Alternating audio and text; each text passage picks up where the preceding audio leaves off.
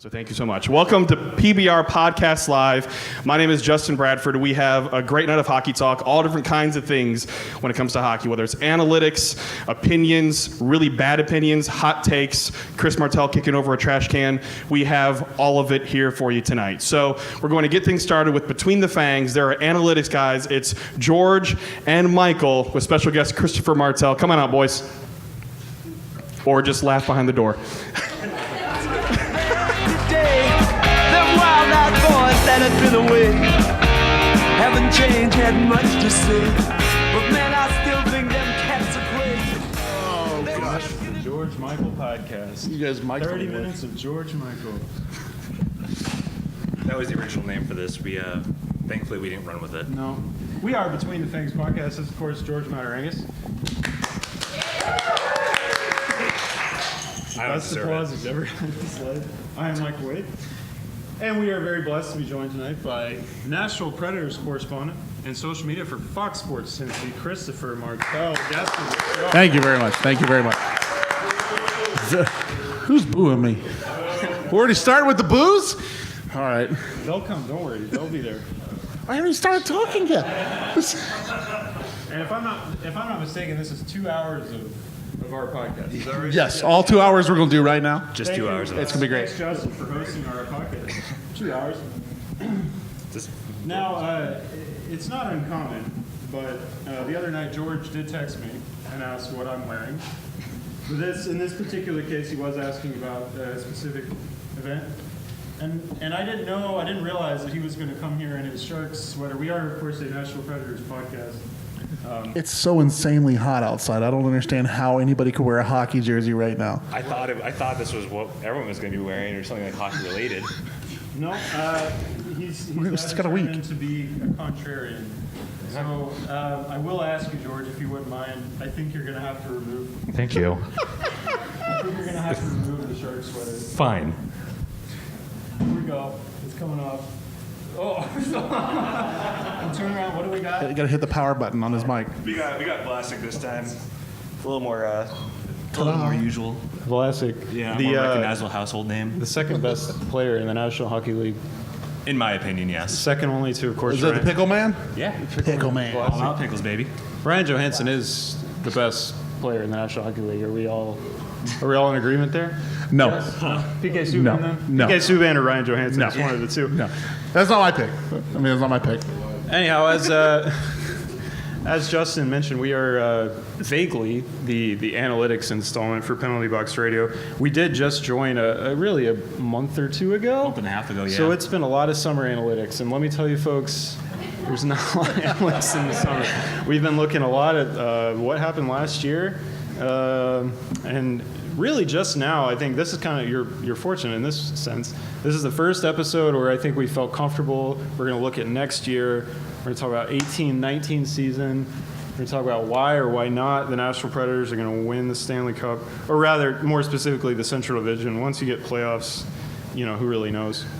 But yeah, this episode is our Central Division predictions episode. Among other things, yeah.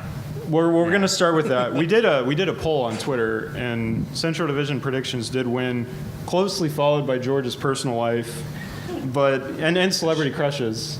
But they're all hockey players, so really it's mostly George's just Mark Edward personal Vlasic. life. Yes, we've been over the Vlasic thing. Anyhow. I guess we should just jump right into it. We only have about 30 minutes each, so we better jump. We got like 25 now. Okay. You got our timekeeper, Chris. Let's see. You want to jump? Why don't we jump into? Let's do 7th place first. Of course, the Central Division only containing 7 teams. Yeah. Until the Seattle, what's it called, join. Metropolitans. We'll call them that for now. And then that we can do that. I can't think of a good name for him. I'm just Seattle. The Seattle hockey team. Seattleites. The Seattle Coffee Brewers. I don't really know. The Seattleites. I got nothing. I really got nothing. I do like the Seattleites. Like the Green Machine. I Seattleites. have. Yeah. Okay, so why don't we jump in? And Chris, I'm going to let you start as our honored guest, and we're so fortunate to have you. Why don't you jump in and tell us? He's a real pro. He has this all in his head. All in his head. Who's number 7 this year? Number 7, in my opinion, is going to be the Minnesota Wild. because they are trash. Moving on. No, like I honestly think, like they are, in my opinion, they've got the talent to be a successful organization year after year after year. But the problem with Minnesota is they're Minnesota, and they can't really pan out. And Craig Leopold always tries to make a very good team by putting in good general managers, good coaches, and none of it really comes together. None of it really glues together. And goaltending wise, I think they're okay, but I don't think it's strong enough. I mean, Dubnyk is, oh gosh. I mean, he still should be with the Nashville Predators, in my opinion. I mean, he's one of the greatest Predators players in the history of the organization, Devin Dubnyk. You heard it here first, folks. One game here? Two? Yeah. Okay, thanks, Robbie. Robbie knows all the stats. I don't know. But yeah, I mean, Suter and Parise are locked up for $100 bazillion total, and I have no confidence. I don't think they're going to be very good ever. All right, well, that's all the time we got. I believe, folks. It's your detailed breakdown of Minnesota Wild. Yes. George, who you got 7? I have coming in at 7 the Chicago Blackhawks. Yeah, I know, a hot take here in Nashville. A lot of it has to do with Corey Crawford, though, just because I think that a lot of the team's success hinges on him and the fact that he's injured, and no one really outside the organization seems to know why. We've heard vertigo, we've heard back issues, but the fact that we haven't heard anything concrete kind of suggests that, you know, there's nothing really concrete at the moment. Yeah, I know. That's Funny how that works. yeah. Yeah, if he's not healthy, I think that actually takes that team down probably like 8 or 9 wins. I think he is one of the better goalies in the Western Conference. Also, another year of Brent Seabrook being older, another year of Duncan Keith getting older, even though I think he's better than the 2 goals he had last season. On top of that, you also have... Don't laugh. It's serious. Duncan Keith and his plethora of goals. Yes. 2. Are you suggesting, George, that it's all Corey Crawford's fault? Because I've heard that a few times. I think Crawford... Please don't talk to me. I try not to. I really do. Are you done with Chicago? I would say, actually, the thing is, I really like the top 6 in Chicago. Artem Anisimov, Jonathan Toews, still Jonathan Toews, even if he was quite overrated a few years ago. I still think he is one of the more elite two-way centers in the NHL today. Patrick Kane is still good for at least 82 points. Brandon Saad shot, I think, at like something like 7 or 8%, which is below his average of 10. So I think that he will come back from that. It's mostly the bottom 6 that I think is really going to sink that team, and the bottom 4 on defense. I mean, it's mostly guys that have never played in the NHL but are still like 27 or 28, which if you're 27 or 28, you're kind of who you are at that point. There's no analytical kind of uncertainty there. That's the biggest problem with Chicago is like their depth. It's either a bunch of nobodies on defense. I mean, it really past Keith and Seabrook. It's the who's who wants to play defense for the Chicago Blackhawks on defense. Wait. I mean, yes. Yeah, and losing Hjalmarsson was a big deal. I think a lot of people underrated that. He was probably one of the top 5 shutdown defensemen in the NHL this year, in my opinion. Granted, he played in front of a piss-poor organization or a team in Arizona, but his second half stats, like the Arizona Coyotes in general, were borderline incredible. I think losing him hurt a lot, especially just having that kind of number 3 guy on the team that could eat tough minutes and could give Duncan Keith and maybe even Brent Seabrook a little bit of relief. Okay, I agree. This is interesting because we all have different teams for our 7th place, and I feel bad about mine. I really do because I tend to like this team, but I've got the Colorado Avalanche regressing once more. So last year, when I kind of broke all this down and really looked at how the possession numbers worked out last year, what I discovered is Colorado was incredibly bad and very lucky. So you look at PDO, which basically measures essentially how lucky you were. It's your shooting percentage plus your save percentage. And they had, I would say, by far the highest in the Central Division last year. So they were getting the best goaltending and shooting at the best percentage, which both of those you can pretty much expect to come down. If you look at their Corsi and Fenwick, they are both below 47%, or 47.5%. That's bad. That's not good. They were getting outchanced, outshot pretty much every game. And as I like to say, all roads go through McKinnon, which, to be fair, that's not a bad guy to have your roads go through. But, when you got, I think as you mentioned, you got, 20 other guys, you got to, that need to play. I like Mikko Rantanen. And then, of course, I have why I'm wrong, which would be that Sam Girard, Nashville Predators legend Sam Girard. I am still, by the way, quite sore that he's gone. I really did like him. Perhaps he has a Norris run. I think that's a little... Oh, I say that with no ounce of sarcasm in my voice at all. Sam Girard wins the Norris. He's got to not get exploited on the ice first. That's going to be the first thing he does. Well, that's why the Predators got Zach Ronaldo, was to combat... We'll get to Sam that. Girard. We'll get to that. Oh, boy. Here we go. We'll get to that. All right, Marcel, who's number 6? Number 6, in my opinion, is the Chicago Blackhawks. I think the Blackhawks and the Wild finish out 6 and 7. I just, for the exact same reasons that George said, I don't have a lot of faith in the Blackhawks this year. And lo and behold, they're probably going to be number 1, which is just how Chicago works. We can all hate them as much as we want, but in reality, it doesn't matter what we do. And Corey Crawford's probably going to find out his back is made of concrete now. It's never going to break, and he's going to win 60 games in the Vezina Trophy. And that's probably exactly what's going to happen. So Chicago number 6. That's my number. They also have Cam Ward, too, which, as we all know, is... Nobody likes Cam Ward, George. He's a stable Stanley goaltender. Cup champion Cam Ward. All right, George, who's number 6? Number 6 for me is the Colorado Avalanche, much for the same reasons of you. I really like Nathan McKinnon. Through him, all things are possible, in my opinion. But you look at... Yeah. I know that's probably not a great opinion, but I really like Nathan McKinnon. I really like Mikko Rantanen. I really like Gabriel Landeskog. But besides that, the offense is kind of poor. But 3 guys can really do the whole thing for Colorado. Well, in the playoffs, they do. Yeah. That's the 2016-17 National Predators. Yeah, okay. 17-18, sir. 17-18. Playoffs, yeah. I actually really like their defense going this year. Eric Johnson, I think, is a very stable number 1 defenseman. I think Ian Cole is a decent number 3. Tyson Berry is a number 2. Did you say former number 1 draft pick Eric Johnson is a stable defenseman? Yes. Okay, I was just checking. I don't know if he's necessarily worth a Kevin Shattenkirk plus, but I've always had a thing about Eric Johnson that I think he got drafted way too high, but yeah, number 1 overall is way too high for Eric Johnson. Well, who are the number 2 and 3 picks? Weren't they pretty good? We're not going to go into the draft. Sorry. Yeah, I could talk about drafts forever. Please don't go into the draft. When we do our 2-hour episodes, that's fine. Yeah. 30 minutes, man. Oh, I also like their goaltending this year too. I think Semyon Varlamov is good when he's healthy, but when he's not, they'll have Philip Grubauer, who I think actually showed he could really be a decent goaltender through a decent sample size in Washington. The first 2 games of the playoffs, I don't think were necessarily his fault. Artemi Panarin kind of lit him up, but that's what Artemi Panarin does. For number 6, I have the Minnesota Wild. And I actually wrote here, I have absolutely nothing to say about the Minnesota Wild. So moving on. I don't know how anyone pretends to.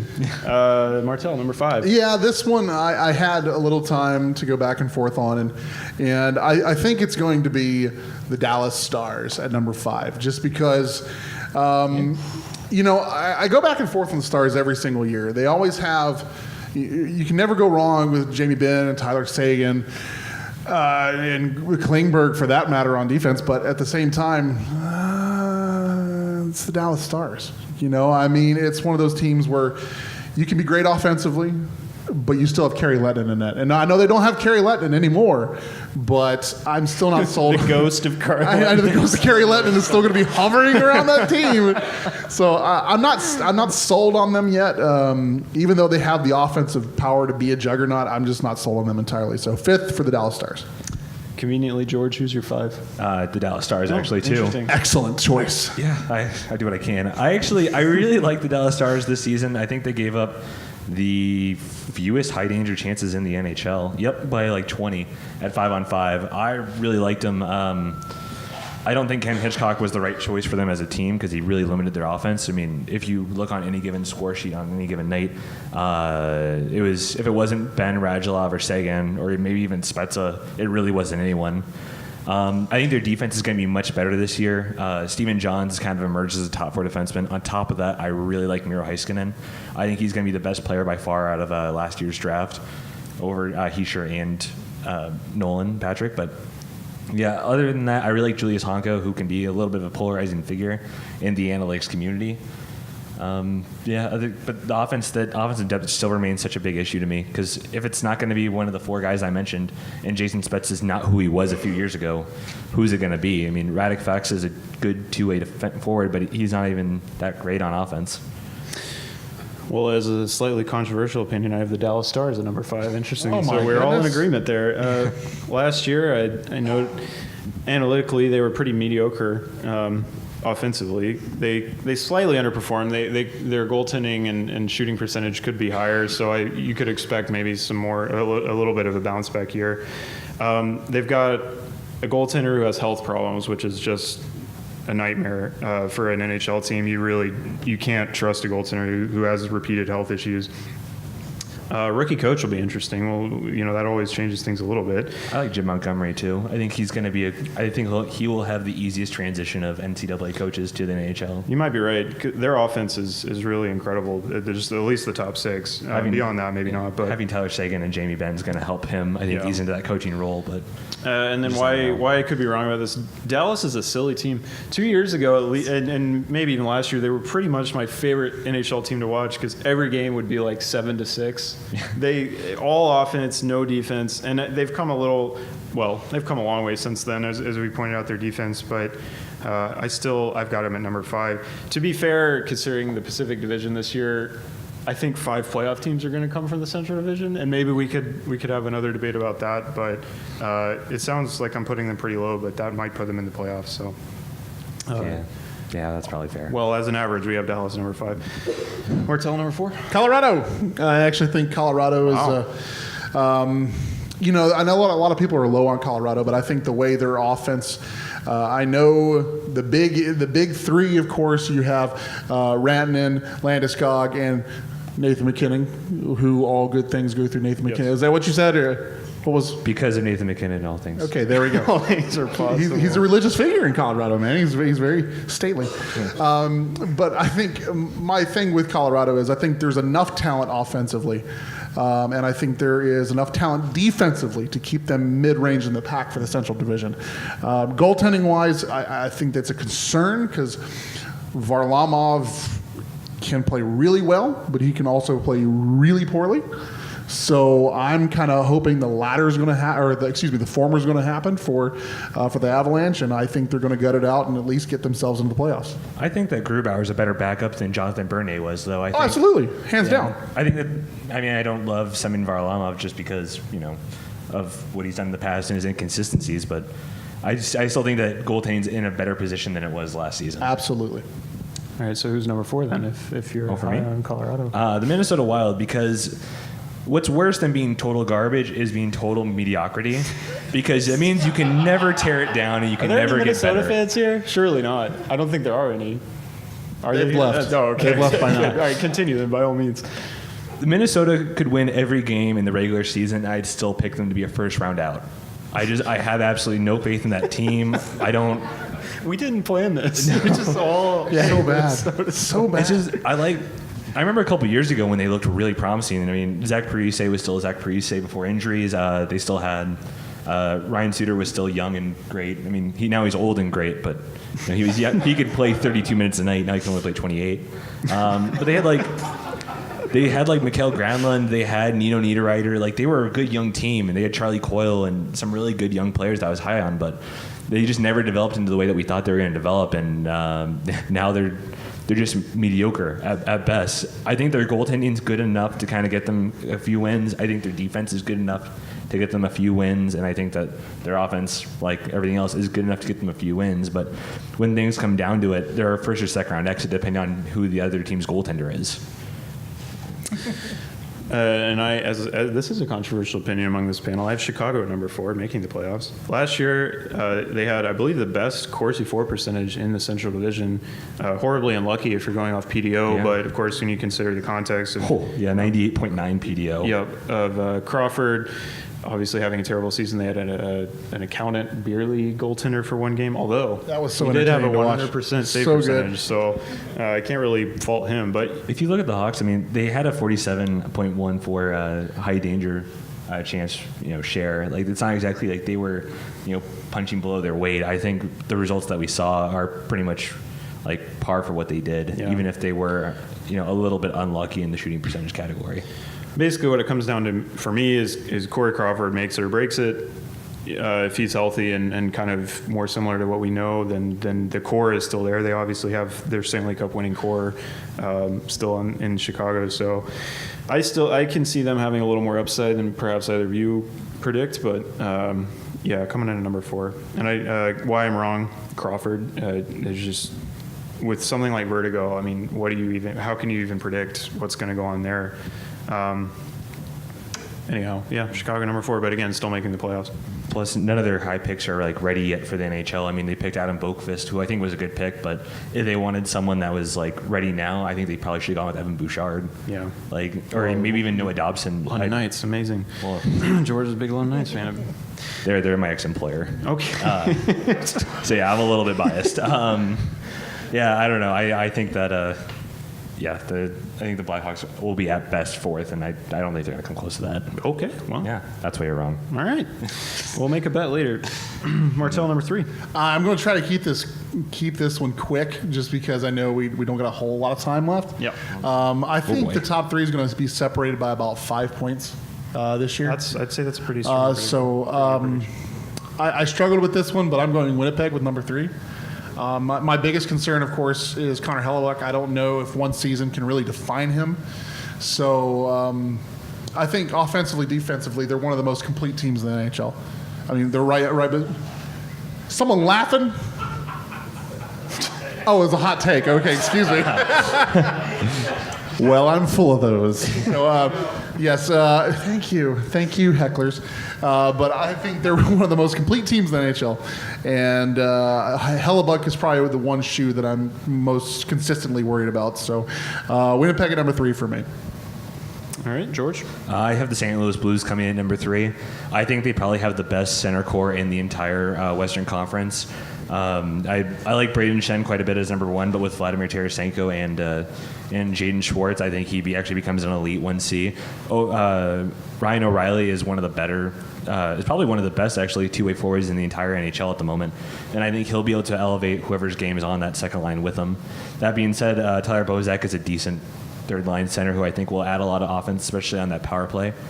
Otherwise, yeah, David Perron, Pat Maroon, and just getting Robbie Fabry back is going to be a big deal for them, I think. I agree with that. A lot of the issue comes with Jake the Snake Allen, which what are you going to get? Are you going to get the guy? Snake. Are you going to get the guy that stonewalls the Minnesota Wild to have a .974 save percentage from last year's playoffs? The who? Minnesota what? The Minnesota Wild? Oh, I'm just surprised you brought him up again. I figured we were well done with the Minnesota Wild. Fair enough. Or are we going to get the Jake the Snake Allen who has to stay home for 3 days because his head's not in the right spot? That was embarrassing. I mean, yeah. Yeah. I have number 3 as the Nashville Predators. Interestingly enough. Real quick.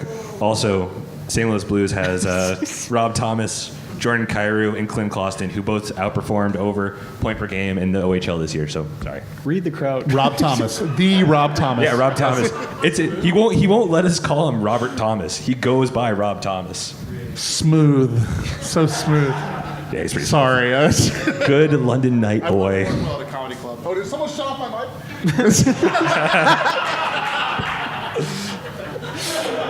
I deserved that. Thank you.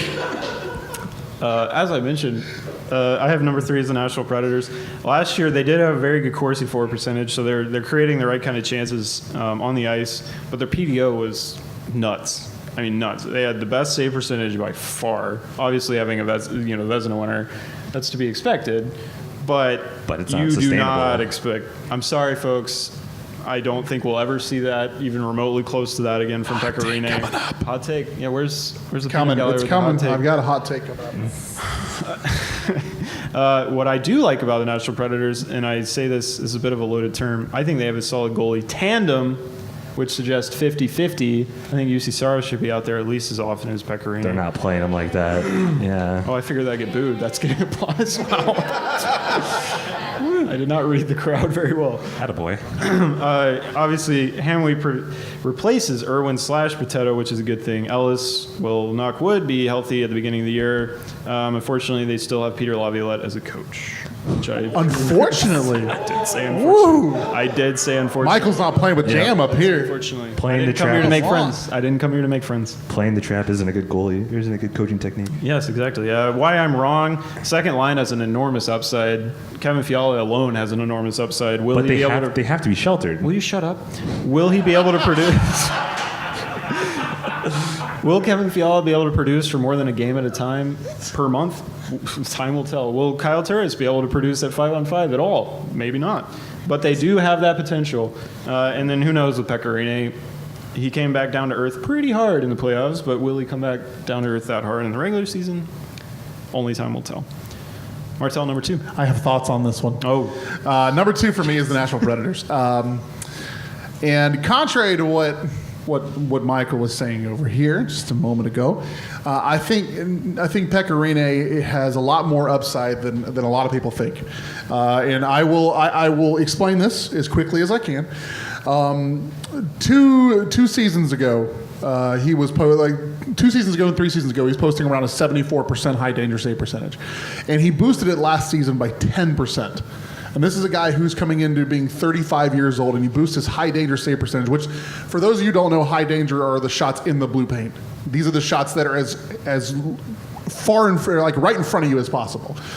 He stopped 85% of those last season alone. And you can't just sit there and say, hey, he's got a better defense in front of him. That defense has largely been there for 2-3 years, regardless of the Subban Weber trade.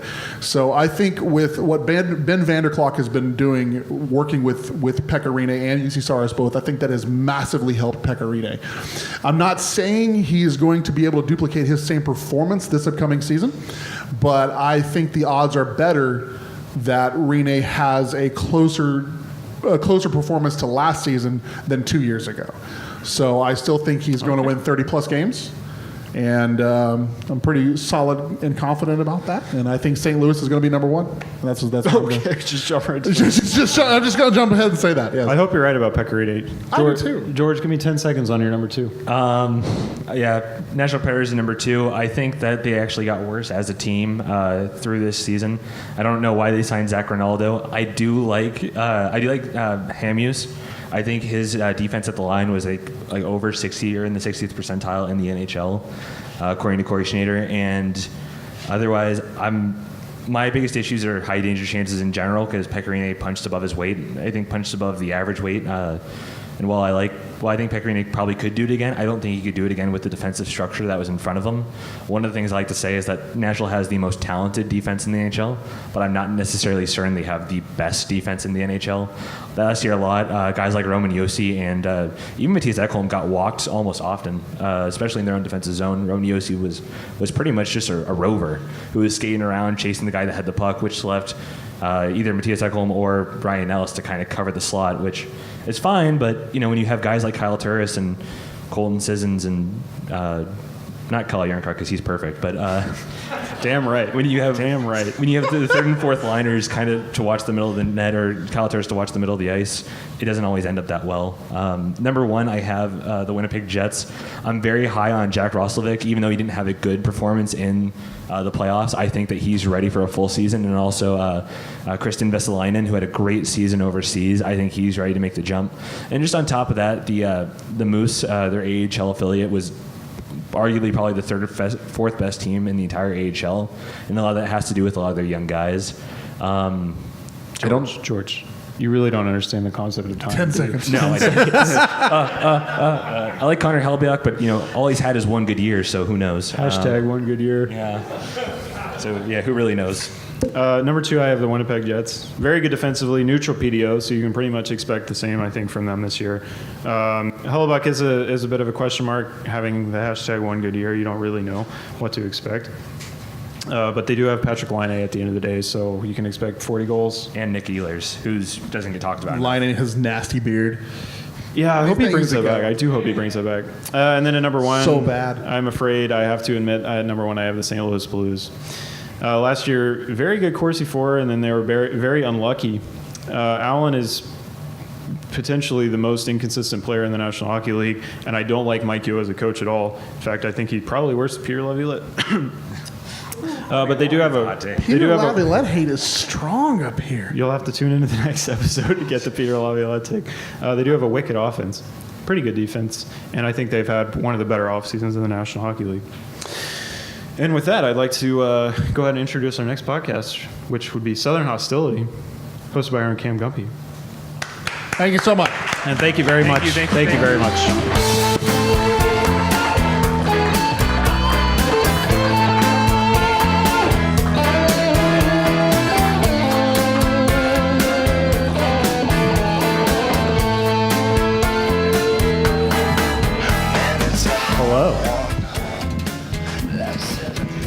Another round of applause for those guys. Yeah. Thanks for warming the crowd up. Wake up. Hey, Justin, Hey, what? can you do me a Hey, favor? Justin, I'm not going to shake my booty. let me see you get down. That's a very nice shirt you have there, Cameron. Patton. I'm Patton. Remember Sorry. the last time you gave me a microphone? I was in front doing of what your my parents? girlfriend always does and confuses you with other people. Remember the last time you gave me a microphone in front of your parents? Oh, that was really bad. I got roasted. I got legit roasted. Is this You're from also right. Is this from Restoration Hardware? This is really nice. It is nice. It's velvety. It's velvety. But anyways, Patton with the GMDP. Yeah. Yeah. Can you do me a favor and explain his T-shirt? So Monday Night Forehand was the original name of Penalty Box Radio when we were with a different network, MNF. It was also competing against the other MNF, Monday Night Football. we tend to like to have initials that compete with other things like PBR. No, the other PBR. No, the other PBR. This one's really on brand because it's half Asian.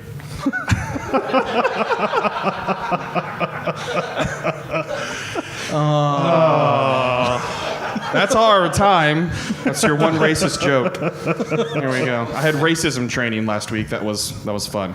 Yeah, how'd Let's that talk go? about that. For a day and a That's our half. topic today. For a day and a half, I had racism training. Basically, I was the only half Asian, the only mixed race person in there, so people looked at me a lot. It was interesting. It was fun to represent. No.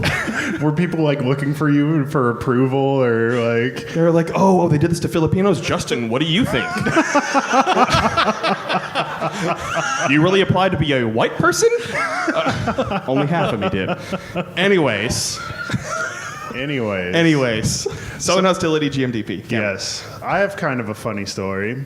But you do. Well, So it's we- a comedy club. Yeah, we had a nice little get together with all of the PBR staff. We had a nice little dinner and everything, and we took some photos, right? Yeah, we did. Yeah. Yours was awful. So we took one serious photo, and I smiled for it and everything. And then we took one where we were being wacky. And my version of being wacky, I'm like, everybody else is going to make a funny face. I'm just going to go completely deadpan. So this is the photo I took. Visual jokes on a podcast. Yeah. They can find it on there. Let me describe your face. All right, yeah, please describe that. Dear God, you don't want to see this late at night. That's how you describe that face. So, my girlfriend, she works at a local bakery. Hi. Those baked goods were great. Thank you, by the way. And so, like, I was showing somebody a photo of, like, a cake she made, and apparently she was walking around work, and she hears somebody at a desk, like, yeah, look at this guy's photo. Like, he looks like a serial killer. You do. So, I mean, you do. But she's like, I had to go and explain, like, no, he was trying to be funny. They took a serious photo. Here it is. And really, like, no, that's just my face. I'm so sorry. Yeah. Anyways, hockey talk. Right? Really? Hockey talk? Are we supposed to talk about hockey? No. Have you heard my podcast? I mean, I've heard a few episodes of it. I mean, okay, Justin did give us one instruction, and it was that we could curse, but we're supposed to steer away from fuck. So, if fuck is right here, we're over here. So if you hear me say fuck, it's over here. You guys, Keep me on track. If there's a fuck, it's here. The rest of the podcast is here. I hate you. Okay, so Cameron, you're the host of this. Get control. All right. Patton, calm down. Thanks, For Mom. fuck's sake.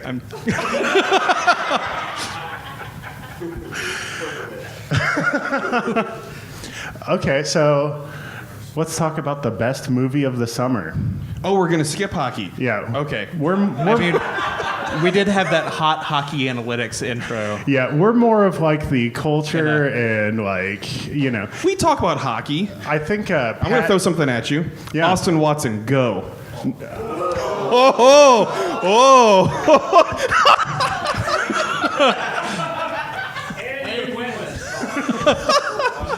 Oh, Crazy Rich Asians. That's my movie. Yeah, For reasons. I've not seen that yet. Neither have I, but I canceled Movie Pass, so like unless it's a Marvel movie. Everybody canceled Movie Pass. not me because we have it annually and we're stuck. So might as well keep it. Boy, that was quiet. Yeah, We paid for it already? that was courageous. Yeah, I'm kind of sad Movie Pass ran out before I could see the Meg because there's no way I'm gonna pay for the Meg, but I kind of want to see the Meg. Whoa, you bought stock in MoviePass, though. If you didn't hear about that, Cameron bought stock. And $40 worth. And what's it worth now? Let's check. Let's get a. Wasn't it like 23 cents? I think last time I checked it was 18 cents. You know, the director's cut of that movie is called The Margaret. Oh my God, no, okay. I had nothing. For real, my movie of the summer would be The Incredibles 2. Oh, That is my movie of the summer. we've seen an increase. Oh, really? What's Yeah. it worth now? 22 cents. Oh, Yeah. wow. But Incredibles 2, well, also because of the pre-roll movie there, Bow, which if anybody has a Funko Pop Bow, I'd really like to purchase that off of you. Thank you. Bow, don't be racist. Look it up. Okay. What is your movie, Cameron? I mean, it's just tough to get away from Infinity War. Like, If I want to feel the hurt. Yeah. Yeah, I mean, so I'm actually kind of sad they're not going to stay in that world a little bit longer. I'm curious, like, what is it like only having half of the superheroes that they used to Or have? half of all things. Yeah, that too. What? It's been all summer. Calm down. Come on. It's It it's came out on in Blu-ray. April. It's not Yeah. even a summer movie. Hey, It's meteorological fall. Snape killed Dumbledore. Oh my God. Patton, I'm having my own podcast over here. we know. Did you even see a movie this summer? I saw Ant-Man. Okay, your thoughts on Ant-Man? I liked Ant-Man. That's all you got. God. I don't watch things.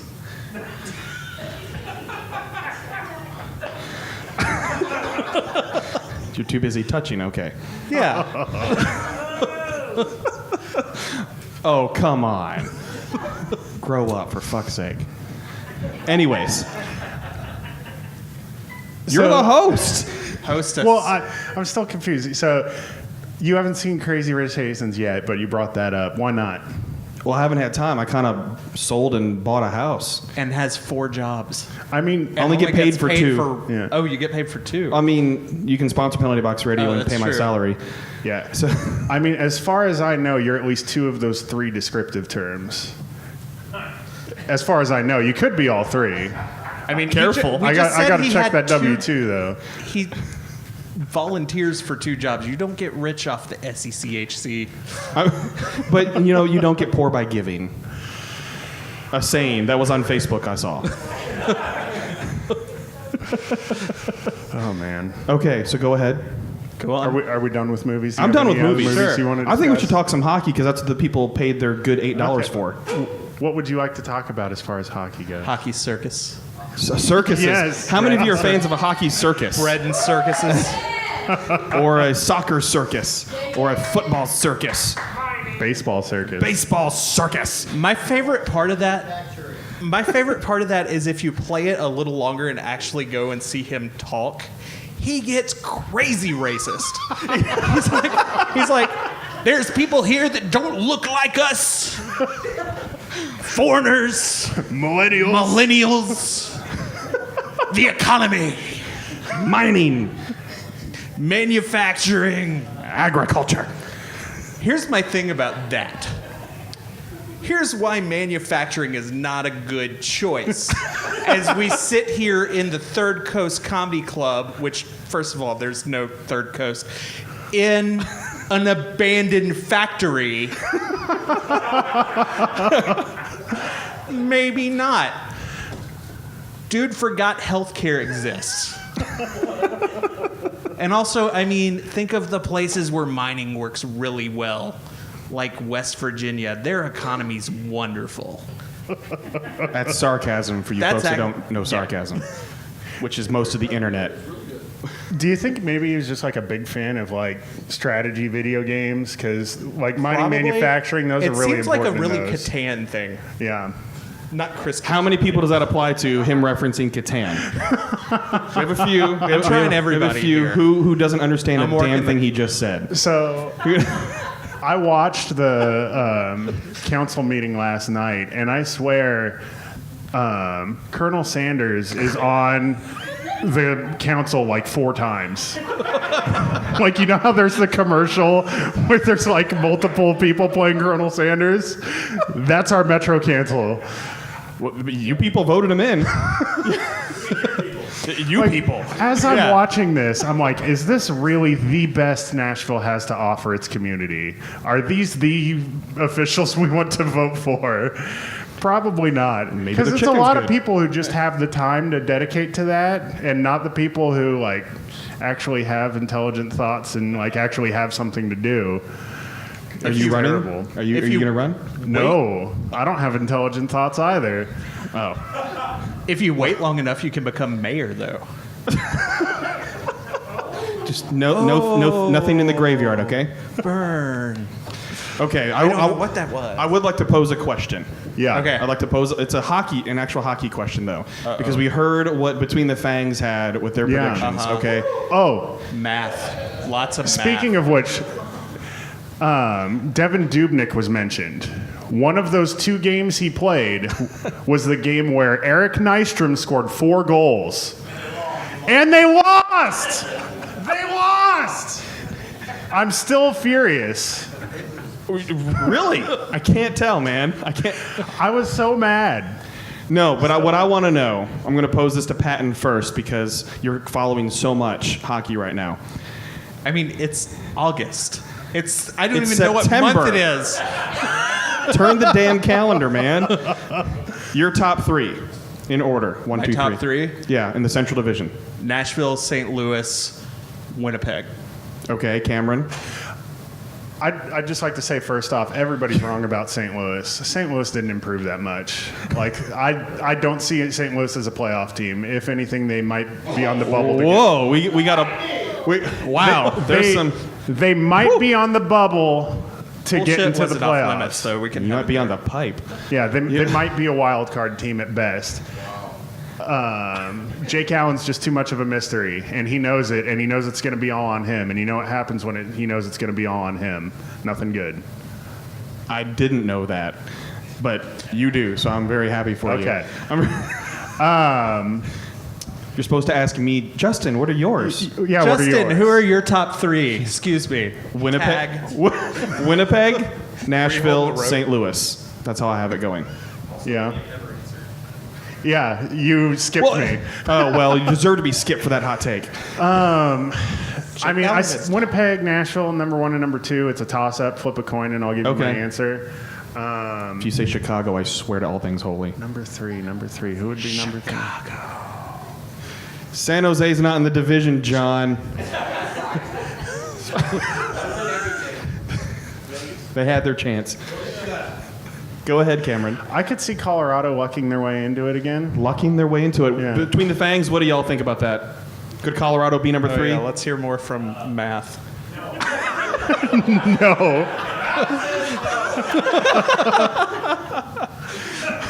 Math says no. Well, it does, doesn't it? Yeah. You know I'm not good at math. Neither am I. I didn't get that part of the Asian. Thanks, Mom. I got the science. I'm getting the Asian stare right now, and it's going right through me. She is not laughing. She's given that smile of, I'm going to kill you. Love you. Thank you. Appreciate you. What was that? Apparently, we're taking questions from the crowd now. Yeah, 10 questions to the crowd. Jeff, what was that? Why is the backdrop catching on fire? I don't believe it's on fire. Thanks for your participation, Jeff. Thanks. Really appreciate you so much. Hey, Jeff, are you happy with what you did today? Are you satisfied? Did you plan here? Did you plan to come here to do that? Okay. Hey, Jeff, we have microphones and you don't. Jeez. Jeff here actually talked at the Mining, Manufacturing, and Agriculture conference. Oh. He's at about hour 140 of the 4-hour. The fact that you can reference that concerns me. Because I was scrolling through trying to get. Cam actually watched the whole thing. But I was scrolling through trying to get to the mining manufacturing. He gives his name, and I should give it because, I mean, it's on public record. Colonel. And it's he gave his address, too, if you want to send him some mail. Yeah, it's from Mr. Antioch. Jeff actually talked during that and gave a very nice speech about how he likes food. Well, because you were powered by Whataburger spicy ketchup, right? So let's keep some. That's a segue, actually. Did you realize that that's actually a segue? It's a nice little local joke there that'll work really well to the wider audience. Oh, okay, Catan. All right. Hey, Justin. Hey, Cameron. What fall food are you looking forward to? Fall foods. I love fall foods. I love the fall. It is my favorite season, and October is my favorite month. Yeah. And I love. I love fall, but no, I love the donuts and apple cider. That's what I love. Yeah. I'm looking forward to that. What was that, Dad? Yep. You're the one that took me to get donuts and apple cider all the time, and all you do is complain about that they don't have it down here. Back in Michigan, they had donuts and apple cider on Halloween all the time. Rah, rah, rah, rah, rah, rah. Thank you. I do have a question. Are you a big pumpkin spice latte fan? Not really, but I'll get it sometimes just to fit in. Yeah. I feel like I just need to blend in sometimes and get information on the boots and sweaters crowd. You have to infiltrate in order to get that info out so you can report to the greater woo girls that are out there. Got it. Nashville has plenty of those. Plenty of those. Cameron, your favorite? I'm basic as fuck, by the way. Thanks for asking about the pumpkin spice latte. Did you get one when it released in August? Last week? No. You got a PSL, didn't you? Yeah. Okay. Hot or cold? Cold. It's August. It really was August then. It was, yes. I'm like this fake August right now. September? Yeah. God, they're going to foreclose my mortgage. More like GMDP, the final episodes. I really miss mashed potatoes and gravy. I haven't eaten potatoes since like before May of like any type of potato, and I'm going crazy. But there's a good reason, folks. There's a good reason. Nobody wants to hear about my diet. Nobody. No, cares. whoa. This fella right here has lost a shit ton of weight. And it's because he's been sticking to the plan. Yeah, that deserves an applause. And what I've noticed about him losing a shit ton of weight is that dude is an incredible hockey player now, too. Like he was awful before, but he lost all this weight, and now he's good. Now in every game I've seen him play. Hold on, I was awful before, and now I'm passable. Like no, you're good now. I've earned the ability to be on the ice. He's still big enough to be extremely intimidating to people on the ice, but he actually makes a good play when he's on the ice too, with that intimidation factor. Big enough translates to fat. I mean, this is the big and tall section of the show the tonight. Evening, yeah. That's husky. I called Thank you. Tall. You can be the tall. He's pretty tall. He is this pretty guy tall. on skates coming at you against the boards can be pretty intimidating because you're like, oh God. Yeah. Yes. I've learned I can start yelling, I'm coming for you, I'm coming for you.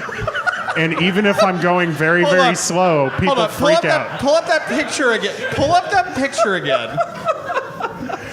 And now say it. Coming for you. I'm coming for you. We end up with Zach Ronaldo. Oh, I forgot to introduce myself. I am Zach Ronaldo. Undercover. Yes. So wait. Has your girlfriend seen that face and heard you say that? She was right there. Oh, so that's a yes. I'm so sorry. I'm so sorry. Oh, man. I'm in trouble. I think we're out of topics. We're out of topics? Yeah. Are we? Because I don't remember anybody asking me about my fall food.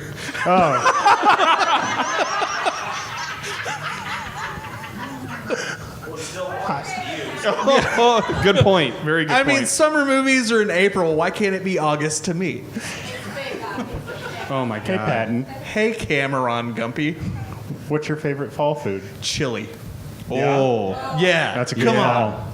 that's good. Let's give it up for chili. I've got a question. Yeah. Beans in chili or no beans in chili? I don't give a fuck. Okay. Oh, sorry. Excuse me. Right there. Thank Right you. Thank you. Jeez. Can't take you anywhere. No. When I make it, I put beans in it because meat is expensive. Okay. Go to Aldi. I learned something. You got to go to Aldi. I mean, hot chili take there. Meat is expensive. I'm just saying, if you go to Aldi, it's cheaper. Yeah. Okay, let's take an audience poll here. If you like beans in your chili, applaud. If you're say screw the beans, meat only, applaud. Okay, so. Okay. Well, okay. Well, Gover, you don't count because you're picky as shit. Okay. What was that, Jeff? Pasta? Yeah, like Skyline chili. Oh, like Skyline chili. How many of you like Skyline chili?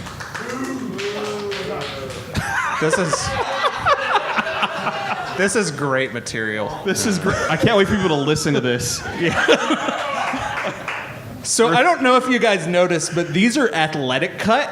If you're wondering why I look so athletic, I just thought I'd point that out. If you guys were wondering, who is that guy and why does he look like he could run a marathon and bench press a marathon? You did. We weren't wondering. Because your dad knew. But you did do a marathon. I mean, yeah. And you didn't tell anybody. It was half a one. Still, that counts. Okay. I didn't do it. There's no way in hell my dad's going to do it. Oh, this is. Your dad made a dad joke in a comedy club. I think we're ready for the red light. Yeah, I think we're ready for the red light. Patton, do you have anything on I have sad? nothing. I've added so much to this Justin? show. Rookies report tomorrow. Everybody's excited for that, right? Yeah. And as soon as they report, they fly away. Don't worry, folks, because this is Justin's second appearance on stage, Yeah. but there will be a third. You know. Yeah, coming up again, there'll be another appearance Yeah. when the other PBR folks join on here as well with Allie and Glenn. Yeah. So that'll be fun. But up next, what do we have? Well, first off, Jeff, do you have any final thoughts? Are those? Is that why you're joining the athletic? Again, microphones, Jeff. All right. Thank you, everybody. Let's get our next group up here. We've got Michael Gallagher, Kyle Hancock, and special guest Jeremy K. Gover.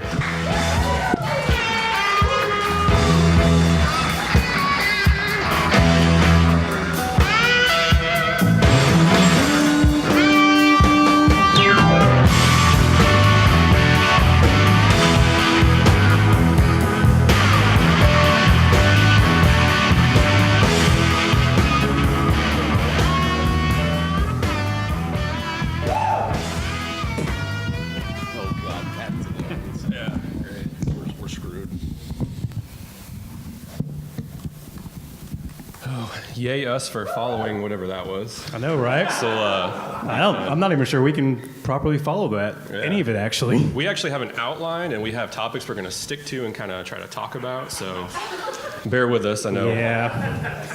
We didn't realize it was actually going to be do comedy on the podcast at a comedy club. For those of you who don't know, I'm Michael Gallagher. This is Jeremy K. Gover. He does stuff with the Preds and 102.5 The Game. This is Kyle Hancock. He does stuff with Music City Gold. Yep, my other two guys, if you expect to see Daniel and Matt, they're not here. They both decided to just not show up at the last second, so. And Cutler usually is my co-host for this, but since he got a promotion, he decided that he's going to skip everything that we do. He missed our dinner. He missed this. Nobody cares. Yeah, so boo. Cutler's one of the worst co-managing editors we've had. To be fair, if we give Cutler crap about missing it, we also give Glenn crap about missing it, too. I wasn't going to go there. I just like picking on Cutler. Let's stick with the Cutler jokes. So we're mostly, Road to Nashville, we're mostly a prospect podcast. Kyle and his podcast, they talk about a variety of stuff, life, hockey, all that stuff. And Gover just knows everything about hockey that there is to know. So we're going to try and cover everything that spans in that. Hardly. We're going to do a rookie camp preview, which starts this week for those of you that are jonesing for some hockey. We actually have some. We're going to start off by talking about which rookie we're most looking forward to seeing that's not named Ellie Tolvanen. Gover, if you want to start us off.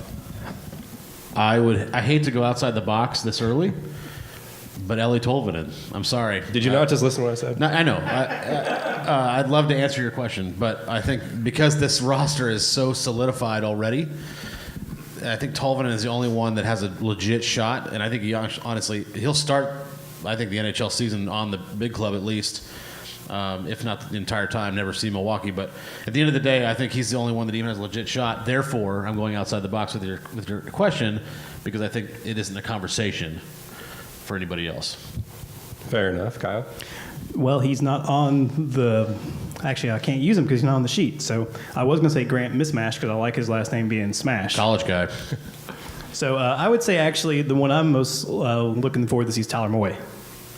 Did you watch him at development camp at all? I did watch him a little bit. I liked how he did, and I'm hoping that he can actually make it to the team this year. For me, I'm going to actually answer the question, not including Ellie Tolvanen. The guy I'm most looking forward to seeing is Emil Pettersson. He had a great debut season in Milwaukee. He was their leading scorer. He was 7th on the team in goals. And he really kind of stepped up for the Admirals when they were kind of struggling last year. So I'm kind of curious to see how he handles himself in camp with a full year under his belt and to see if he could potentially be one of those dark horse candidates to kind of sneak in and steal a roster spot. So now that you say that name, I'm realizing that I could have taken the liberty of thinking about the question a little bit more in the sense that not necessarily right out of camp, but actually like an injury addition. Like if there's 2 or 3 guys in a certain position in the lineup that get hurt, I can absolutely see Pettersson getting the call to come up and see what he can do at the NHL level. But as far as right out of camp, that's where my answer was. I just felt like I needed to clarify that. If you read the outline, that's question 3. I know. I'm just saying. I just wanted to make sure, that we're all on the same page. The next one is, who do we think has the best shot to make the roster that's not named Ellie Tolvanen?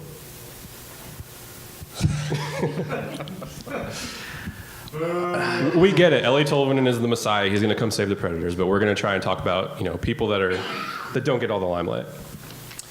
Okay. I'm going to steal your answer, Pettersson. Then, honestly, if you're looking for guys who've had NHL experience and aren't true, like prospects straight out the draft, all that, straight out of college, then you could probably throw in a guy like Freddie Gaudreau who might be able to kind of plug in, but at the same time, being a prospect focused, it's got to be Pettersson, I would think.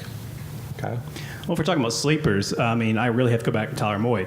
And it's very simple. He's 23 years old. He's a center and a right wing. And when I look at the Preds roster of people that I just don't necessarily see making an impact coming next year is Colton Sissons. Everybody loves him, but I've got on my notes here. Let's see here. Sorry, who loves Colton Sissons? To you? Yes. Okay, so Colton Sissons, he's coming off the end of a 3-year contract, and he only averaged. Off my notes here.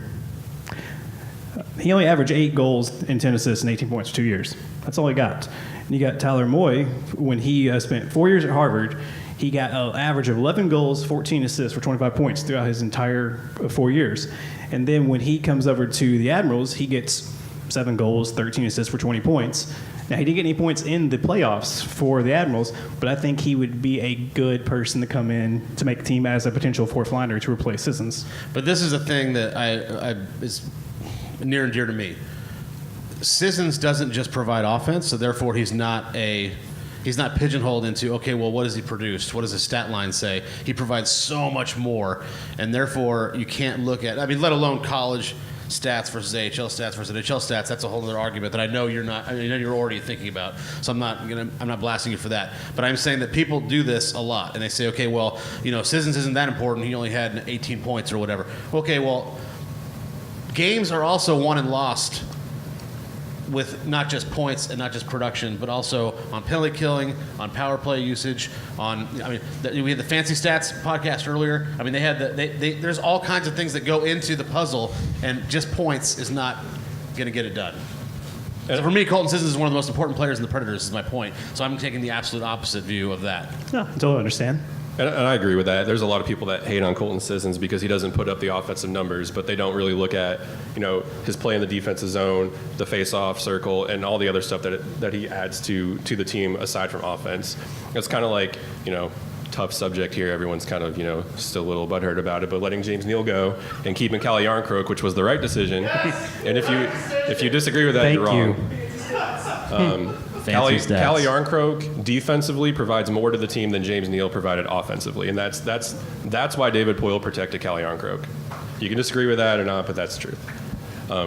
Moving on to I didn't answer that question, sorry.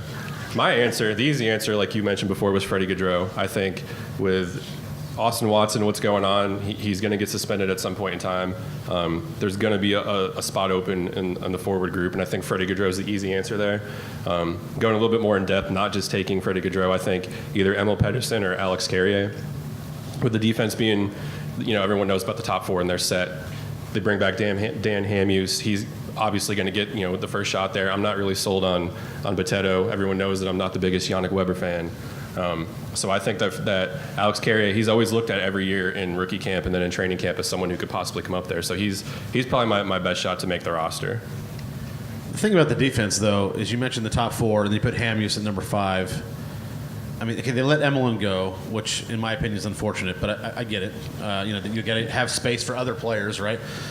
Weber, Irwin, and Boteto all fought for that final pairing at the end of the season. Carrier is an interesting point because he seems like a guy who's ready to at least have a cup of coffee at the NHL and see what I know he's one game, but I'm saying to at least have a legit shot at staying with the team, working out with the team, practicing with the team, going through all that stuff. But there's just no room until at least next year when Weber, Irwin, and Boteto's contracts are all up. Now, whether they move a guy, if they trade Boteto for a 6th-round pick or whatever it is, at some point, that's another story. But I think right now, Carrier is a guy who is truly the victim of a numbers game. I'm not saying he can come up and be in the top. I'm not saying he can come up and be in the top 6 or bottom pairing now and make an impact. But certainly, he's a guy who's been around the system a long time. He's kind of proven his worth. He should have a natural place at some point in the pipeline, but he's stuck. Do you think if they bring Carrier up, that he'll basically be like Seth Jones, where they had to trade him just to get him up playtime? Yeah, I don't know about that. But they had to trade somebody. I think it's just a decent question though, because Seth Jones was in Nashville. He really didn't get a lot of playing time for the people in front of him, and I can see the same thing happen with Carrier. The difference with that is Seth Jones was traded for an offensive weapon they didn't have. They don't really have a hole to fix like that, so I don't think they would trade Carrier just for the sake of trading him. But he has a point though, in the sense that if Carrier is the guy who's stuck, right, then he's untapped potential. Therefore, if you do need to address the situation later on, they can trade him without having to worry. Now, they're not going to get a big return for him, like what you're saying, Michael, but they could trade him, though, in a package deal or something like that and not be hurt by it. Like, the depth is not going to come. You have Fabro coming up. You've got all these other players coming up. So if you've got that, now it's not really a deep defensive core right now, the prospect system, but at the end of the day, you do have a guy like Fabro, and again, you have the logjam at the NHL level. So if you trade Carrier, it's not like you're letting go a position of need.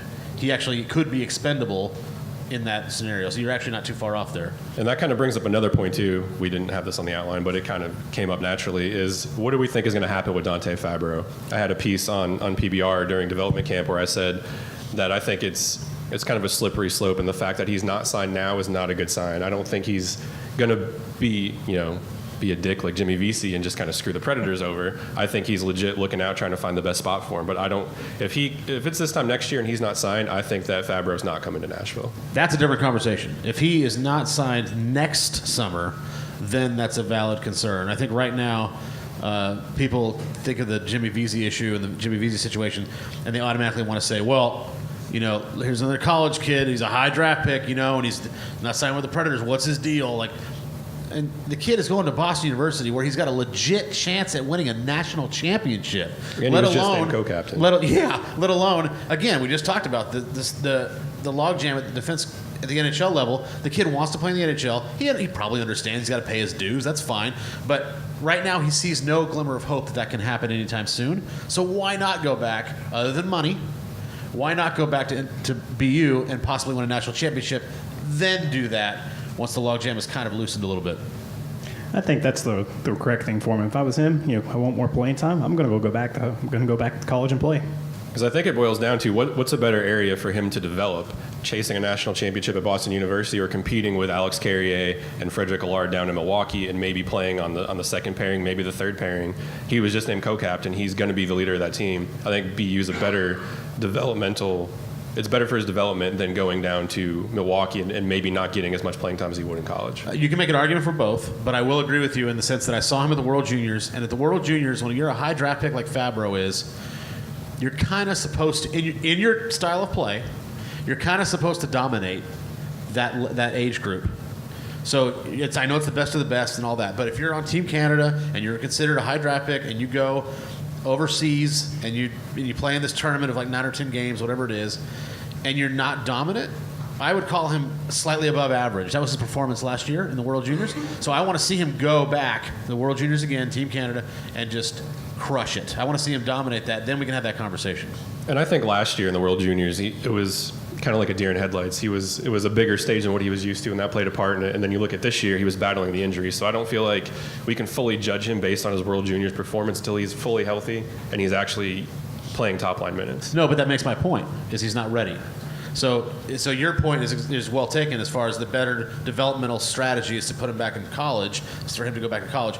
But I also think you could make an argument that it's not quite this yet, but go with me. The Ryan Ellis situation, when he was the captain of Windsor, but because of his age, he had to go back to Windsor. He could not go to the can't speak. He could not go back to the Milwaukee Admirals, where he should have been, even though he's way too good for junior, but he wasn't good enough for the NHL just yet because of his size. And so he was kind of caught between, and he had to, because of rules, go back to junior. This is not quite that, but I do think that the better development for you, exactly what you said, Gallagher, the better development for him is to go back to BU, go for the national championship, play the best against the best at Hockey East, and just, again, dominate that, go to the World Juniors, have another crack at that, and then figure out where he's at in summer of 2019. If we're sitting here next year, do we think Dante Fabro is a member of the Predators? Yes. I don't think so. I don't either. Sorry, a little pessimistic view there. Next question that we had, who do we think is going to be the sleeper, the surprise out of rookie camp? Not necessarily to make the roster, but who do we think out of everyone on the roster is going to be the most impressive? Kyle, we'll start with you. Well, I have to go back earlier. I really think it could be. You're talking about sleeper picks, right? Mm-hmm. I really think it could be Moy. I'm still going to go Bowden Moy on that. You are riding the Tyler Moy train. I am riding it. He's owning it. I mean, whatever. Thank you. Carrier for me. I think Carrier is going to be the last cut of the core guy. Because again, we know he's not going to make the team because there's just no room for anybody. But I think he'll probably be the last guy cut because, again, he's the closest one that has a legit chance at playing in the National Hockey League. Other than maybe Petroshan, because if you have him stick around the team enough, longer into the preseason, not only can they get a good look at him, especially late in the preseason when they're actually playing real rosters, they could actually see what they have in him. So I'm actually going to change my answer on the fly and say Emil Petroshan. Like you, I was thinking Carrier to try to be different, though. I'm going to go with Yakov Trenin. And despite the reports from a blog out there that's a hot take machine that I may or may not have used to write for, he is not going to the KHL. He is fully invested with the Predators. But they reported it, though. Yeah, they reported their breaking news from so you're Nashville telling Predators. Me nothing's true on the internet? Yeah. especially on that site. But everyone knows that he's going to be in Milwaukee. He said that at development camp, unless he's just flat out lying to us, which, I mean, he might be. He's Russian, who knows. But he told us that he was going to be in Milwaukee, that he's committed to the team. He admitted he had a poor attitude at the end of the season. And then watching him in development camp, if you were there, he was very impressive. He's got a heavy shot. The kid is so offensively gifted. He's a tank, too. He is. I think he's like 6'3", 6'4". He's pretty intimidating on skates. He's got broad shoulders. Like, I would not want to get hit by him if I was on the opposing team.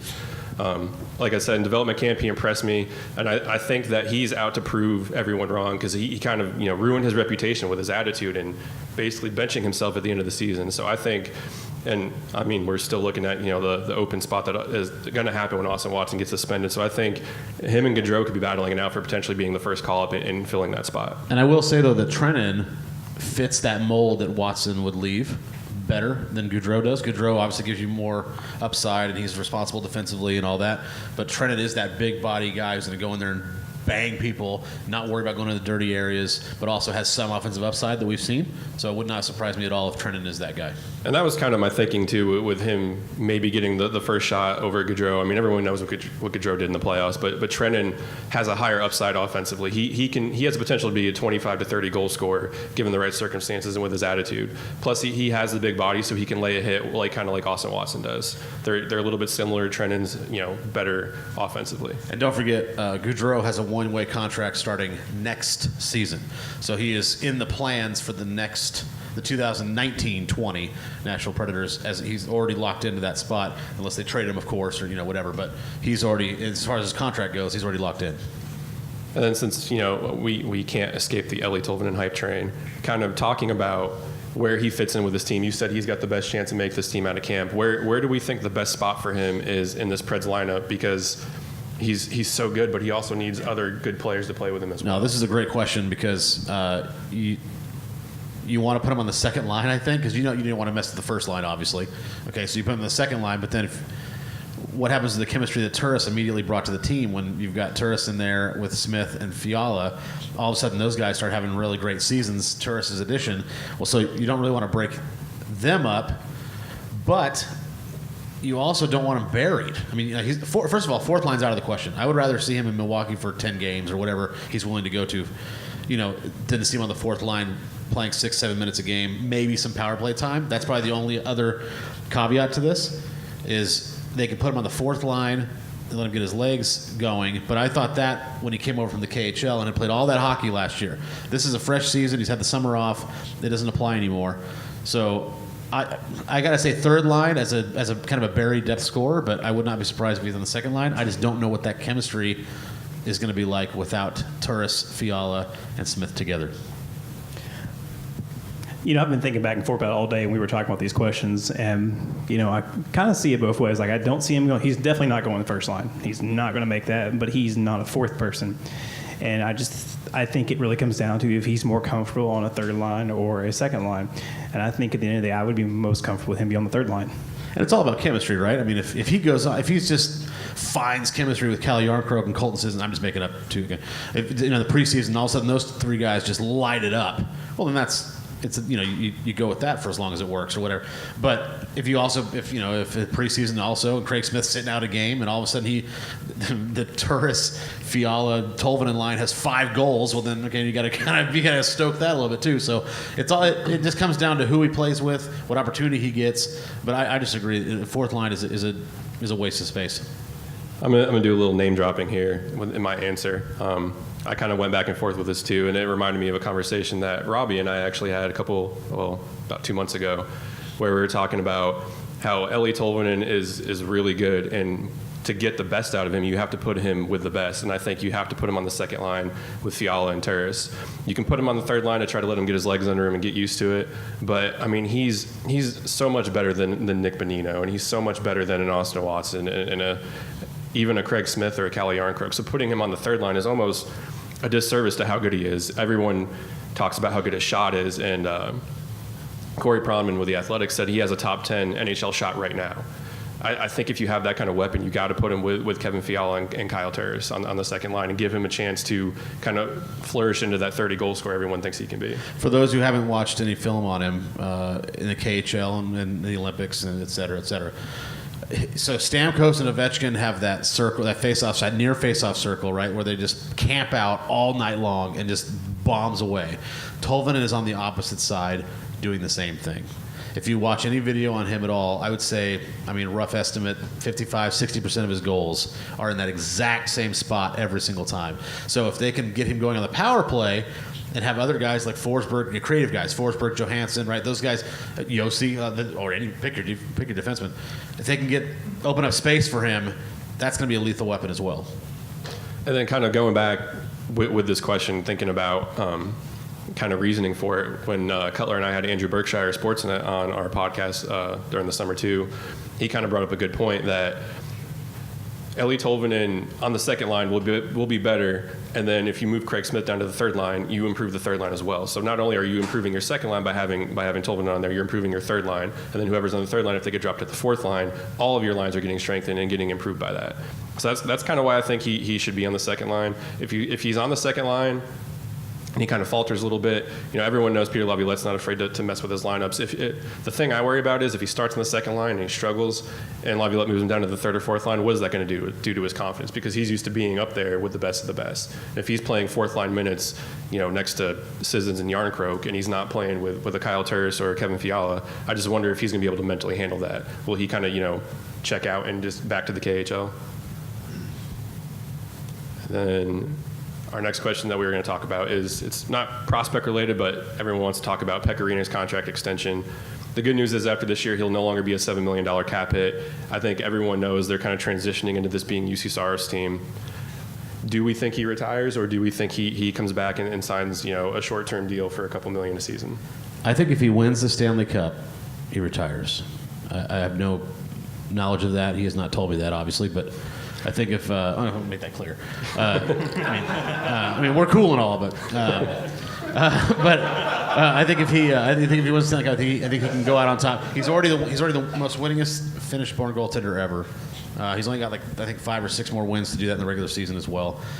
He's one of 3 Finnish goalies that ever played the Stanley Cup final. So. For me, I think and now he's won a Vezina, so I think if he does that, I think that'll kind of complete it, and he can walk away. That being said, he's ultra competitive. I do think I don't think he'd play anywhere else though. But again, he's not texting me telling me that, so I don't know. I don't know what the solution is. I just think if he wins the Stanley Cup, it's over. If he doesn't, I can see them bringing him back. Someone said earlier on one of the other podcasts, it probably wasn't the last one because they didn't talk hockey, but someone said earlier a 50-50 split, and I can see not that happening this year at all, but I can see next year, the 1920 season, if they go, okay, UC's ready, but we still love Pekka, we want to reward him, and I can see them going half and half for sure then, because they both love each other. They're both friends, and it's not like one hates the other guy and he's like, I'm not. So it would actually, it's a perfect storm to happen to where, okay, I'll sign up for one more season, I'll, $4 million or whatever you can afford, and then we'll just split the game. I could see that happening. Okay. Well, I think Yusei and Rene have one of the best bro relationships of any NHL team. For sure. Especially with Allie over there shaking her head. I think that I agree with you, Jeremy, that if he wins the Stanley Cup, he will retire. If he doesn't, probably another season. But what you were talking about, I was thinking about this. If he does or does not win the Stanley Cup and retires, obviously when he does retire, do you think they'll hang his jersey up? I'm sorry, hang his number in the rafters? I think it would be a crime to not do it the first opportunity possible. Now, it may not be opening night, but, when he's in town to accept his Tennessee Sports Hall of Fame, whatever it is, they would line it up with that. I would think it would be a crime to not do that as soon as possible. And just kind of echoing what you guys said, I think it's the same thing. If he wins the cup, I think he's out. I think if they don't win it, he'll do another one, maybe a 2-year, but I doubt it. Probably a 1-year deal, $3 or $4 million, just to try to make sure he can see UC off and make sure he's prepared to fully take over the team. And I know that we did have one question on Twitter that was asked, kind of did not expect to be answering a question about Svoboda and Westerholm, but they asked us, who do we think, where are they going to play next year, and kind of their playing time. I think both of them are honestly, they're going to play in Milwaukee. I think Svoboda is going to get the starting nod, and I think Westerholm's going to get some starts, be the backup. As of right now, I'm pretty sure Lindbach's still an unrestricted free agent. He hasn't re-signed with the team. Which is very sad to me. He'll get a job somewhere. I definitely enjoyed watching him, the highlights of him playing this year. Yeah, he'll get another job. But I think Svoboda's going to be your starting goaltender in Milwaukee, and I think Westerholm's going to be right behind him. Svoboda last year, I think he's 23. He led the, if I can pronounce this right, Czech Republic's Extraliga with 33 wins. He had a 2.1 goals against average and a 926 save percentage in the top league over in Czech Republic, which is pretty good. Westerholm had a 2.42 goals against average and a 926 save percentage against lesser competition. So I think that's what we're going to see. I don't think you'll see any of them in Nashville anytime soon. I think if there's anyone barring an injury, which would be terrible. Yeah, barring injury. I think if there's anyone that will challenge them for the spot, it would probably be Konstantin Volkov. He's one of their goalie prospects over in Russia. He's been having a really good year. But I think ultimately it doesn't really matter because they're just keeping the seat warm for your boy. What's his name? Drawing blank. This is really bad. Guy in UConn. Oh.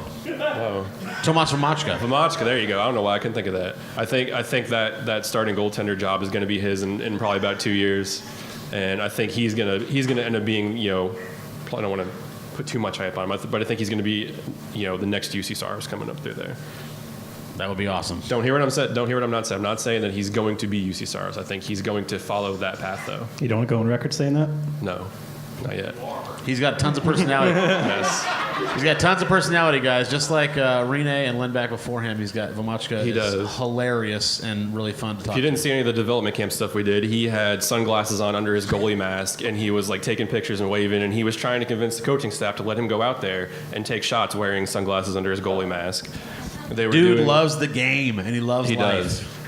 You walk over and you ask if you can talk to him, and he immediately smiles. That's his first reaction. This guy is awesome. Everyone's going to love him once he gets here. Bradford and I, hopefully, we haven't nailed down the details yet, but hopefully we'll be going to UConn for a game this year, and we've already got clearance to talk to him, off ice. So we're pretty excited about that because it's his first year in college. He's not from here. He played in Corpus Christi, Texas, 2 years ago. So yeah, and then he played at the Lincoln Stars of the USHL last year and had a really great season. And so now he's going to go to American college for the first time. And so it's just going to be quite a story to see what his antics are. And I wish my phone battery wasn't dying because the funniest thing he did at development camp, I didn't get it on camera, but he was chilling in the goal, and one of the assistant coaches was just kind of slapping pucks out there, and he hit one, and it kind of stopped, about a good 20, 30 feet away. So he gets down and he army crawls over to it. He picks it up and he smiles at the coach and then throws it at him, and then army crawls back. It was one of the funniest things I've ever seen. So if that's what you have to look forward to when he gets here, like everyone's going to love Vamachka. Yeah, he's going to be great. And kind of last thing we're going to hit on real quick, just wrapping this up. Corey Pronman of The Athletic ranked the farm systems in the NHL. He has the Preds ranked 26 somehow. I don't understand that. Some teams that he has ranked ahead of the Preds that shouldn't be: Columbus at 25, Pittsburgh at 23, New Jersey at 20, San Jose at 17, Philly at 12, Florida at 9, and Montreal at 6. Where do you guys think the Preds should be ranked in the top teams there? Well, looking at the list you gave me, I don't know these people. So I'm going to be like, I think they're just wrong. But I think the Preds, my podcast that I usually do, we talk about current things, so I'm not the best expert on this. But I would say probably a good solid middle of the pack on their drafts, on their ranking. I'd put them around 20. I don't think they have 26th the best, meaning fifth worst prospect pool in the league. But I will say, though, that compared to what they usually are, they are down, right? So Fabro's in college. He counts, but we don't know what he's going to do in a pro game yet. They have Carrier, who we talked about, and they've got Tolvanen, who would still count in this discussion, and they got Pettersson. But other than that, there's really not a whole lot of depth there. If they get riddled with injuries, the NHL team, they can't just call guys that can come up and maybe produce. They're going to call guys for survival, and that's the difference. Yeah, and losing Kamenev and losing Girard, that took a big hit. If they still had those Huge in the team in the pool, they would probably be top 15, I would say. Agreed. Looking at all the ones Proman ranked, going through, obviously I'm not Corey Proman, but going through and looking at all them, I had the Preds about 18, kind of around where you were at. I think they're a little bit middle of the pack, but I think 26 is just way too low for them. Agreed. That's all we got. Hopefully you guys learned some cool prospect-related knowledge. Sorry we're not as funny as the guys before us. But Our handicap is we don't have Pat. Yeah. That's the handicap. Yeah. So our final guests are going to be Justin and Glenn and Allie, also known as Penalty Box Radio. And I believe Robbie Stanley's with them too. Yes, Robbie's their guest. Robust.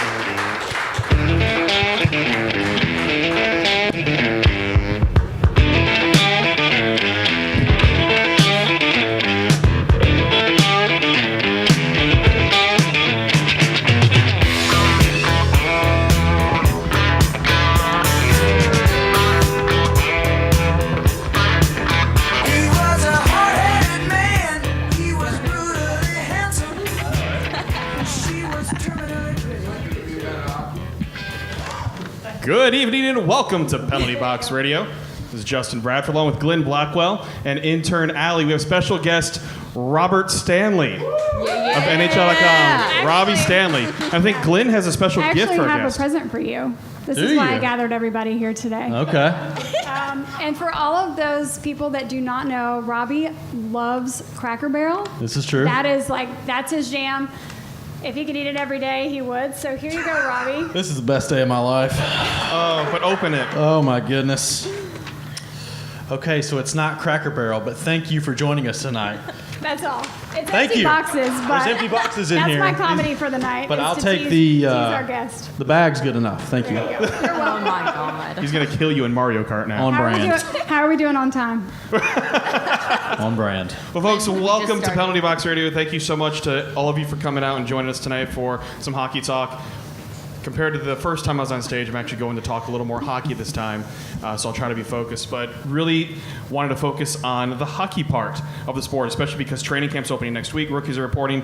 A few things happened in Robbie Stanley of NHL.com and also of USA Hockey now, right, Robbie? That is correct. Yeah, so big things happening for Robbie. Congratulations on that. Thank you very much. Appreciate it. One of the things I wanted to talk about first with you was the signing of Dan Hamhuis. And I know it didn't make waves across Predators Nation, just probably because of when it happened and everything of that sort. But looking at when people are talking about it, it's maybe a little bit bigger than what people are giving it credit for. Would you agree with that? Yeah, I think it's a big deal. I think when you look at this team and the situation they have on defense, everybody knows about the top four. I'm not going to spend much time talking about those guys because we all know how good they are.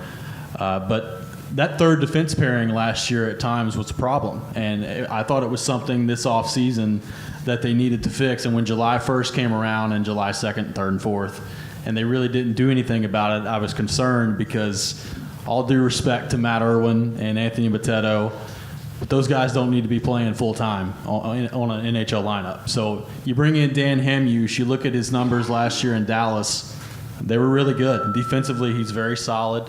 I think offensively he can contribute at times, but he's not going to be asked to do that very much in Nashville. For the role that he's in as the number 5 D-man here, I think that's a really, really good signing for the Predators. I think that's going to allow them to be more flexible on defense because you have 5 guys that, when healthy, you know for sure will be in the rotation full time. And I like Yannick Weber as well a little bit more than I do Irwin and Boteto. So I think their defense right now looks better than it has the last couple years, even though they have been pretty good with that top 4 intact. And Robbie, while you're rolling on talking about the decor, I want to talk with you and get your take on the signing of Brian Ellis, the extension. That was obviously huge.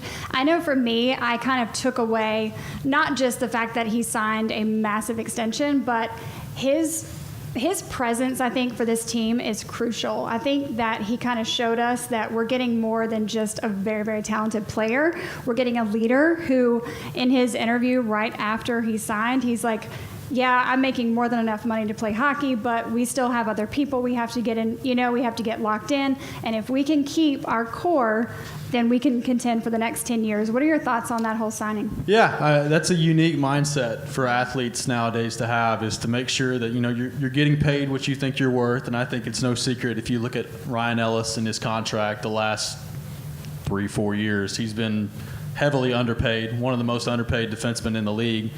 He fixes that now, gets an 8-year deal, is locked up here long term, but also I think everybody agrees if he would have gone to the open market, he could have gotten a lot more money than he got. So a team-friendly deal for the Predators that allows them to be slightly more flexible than they would have otherwise been, even with the cap continuing to go up. They're still going to have to re-sign Roman Josi next year, which he's going to make more money than Ryan Ellis did. So I know Ryan Ellis didn't have the greatest playoffs, but if you take a look at a larger sample size, it's no coincidence that the Predators last year took off when he came back in the lineup. I think he just really shores up everything on the power play. You're never really going to fully replace Shea Weber on the power play in that shot, I don't think. But I think Ellis maybe is just as effective as Weber was on that power play because he's so much better at getting pucks through than Weber was. I mean, Weber would just stand back there and blast, and if it got through, the goalie's not stopping it. But it seems like every time Ellis shoots, it's getting through traffic, and he just does all the little things really well. So that deal that he signed, I think, is going to look really good. There is some injury concerns that he has. I mean, he's a smaller guy. He's already had a major knee surgery, so the 8-year deal, which is really 9 years because it doesn't kick in until next season. I mean, that could be concerning, but I think especially the next 4 or 5 years in this window they have to win, it was important to get him back in the fold. Allie? Nothing. I was just going to go back and say, on top of his play itself, you have the actual persona of him and him saying, like, him clearly being open to taking a pay cut. Because I actually have a quote right here that Michael Gallagher actually got from him, where he said, "I'm getting paid more than enough to play hockey. We have other guys that need to be re-signed in the future, and I need to do my part." He understands that at the end of the day, it's not about his individualistic talent. It's about the entire team in itself, and the fact that they have this ability to go to a Stanley Cup final again and to hoist that cup. And he wants to be a part of that. And he understands that it's going to take a sacrifice financially to do that. But also, I got mad at myself for thinking that he was going to possibly leave us in the first place. I got really mad about it. I did. I know. I got really upset about the fact that I let myself think that. He wasn't going anywhere, and we all knew that, weren't we?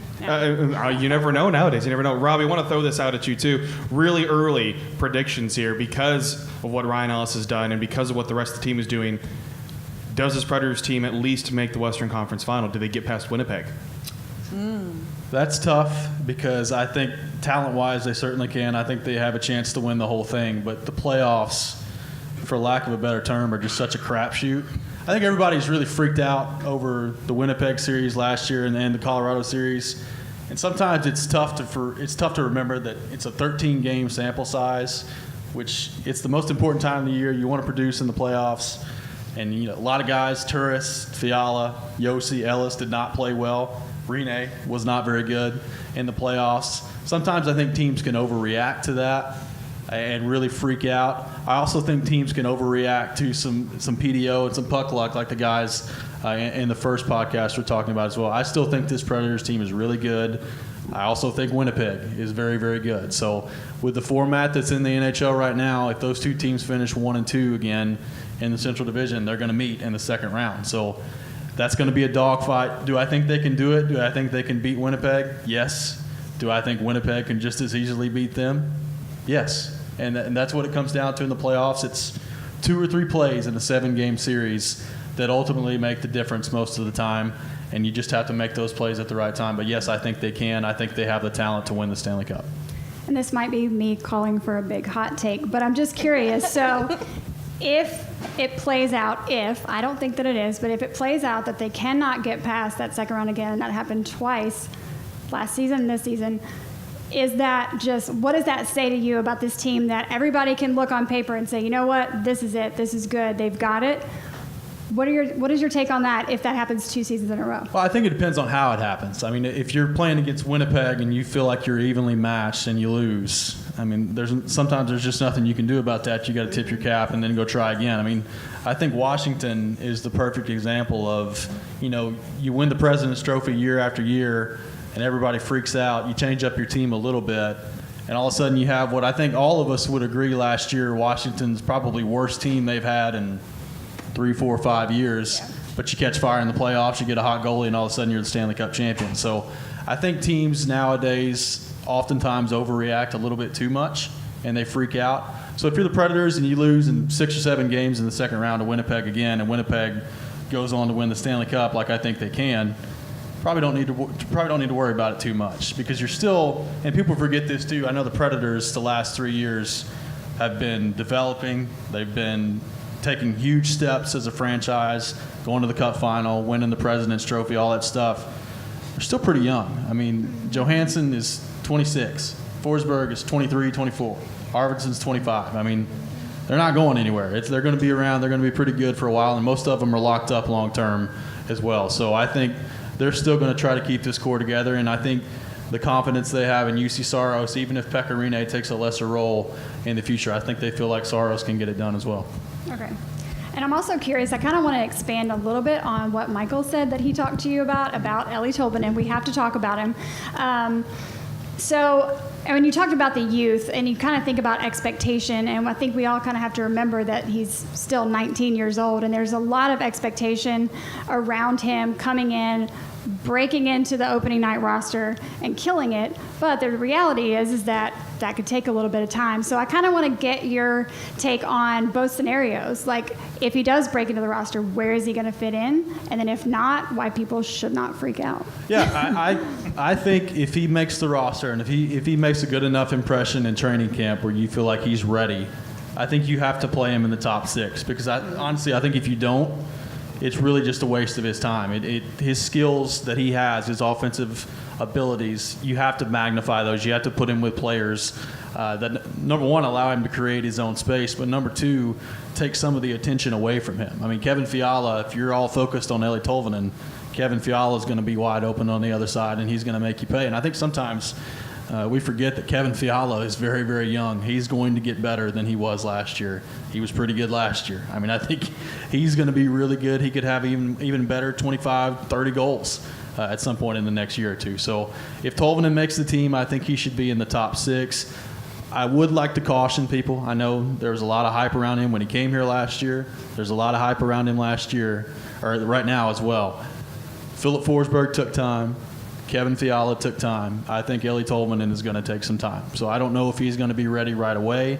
His contract situation makes it a little bit different than those two guys, simply because he was higher paid, and there's only a certain amount of time he's allowed to be in Milwaukee before he can make a decision to go back to the KHL. But I don't expect him personally to come in right away and just tear it up and score, 10 goals in the first month of the season.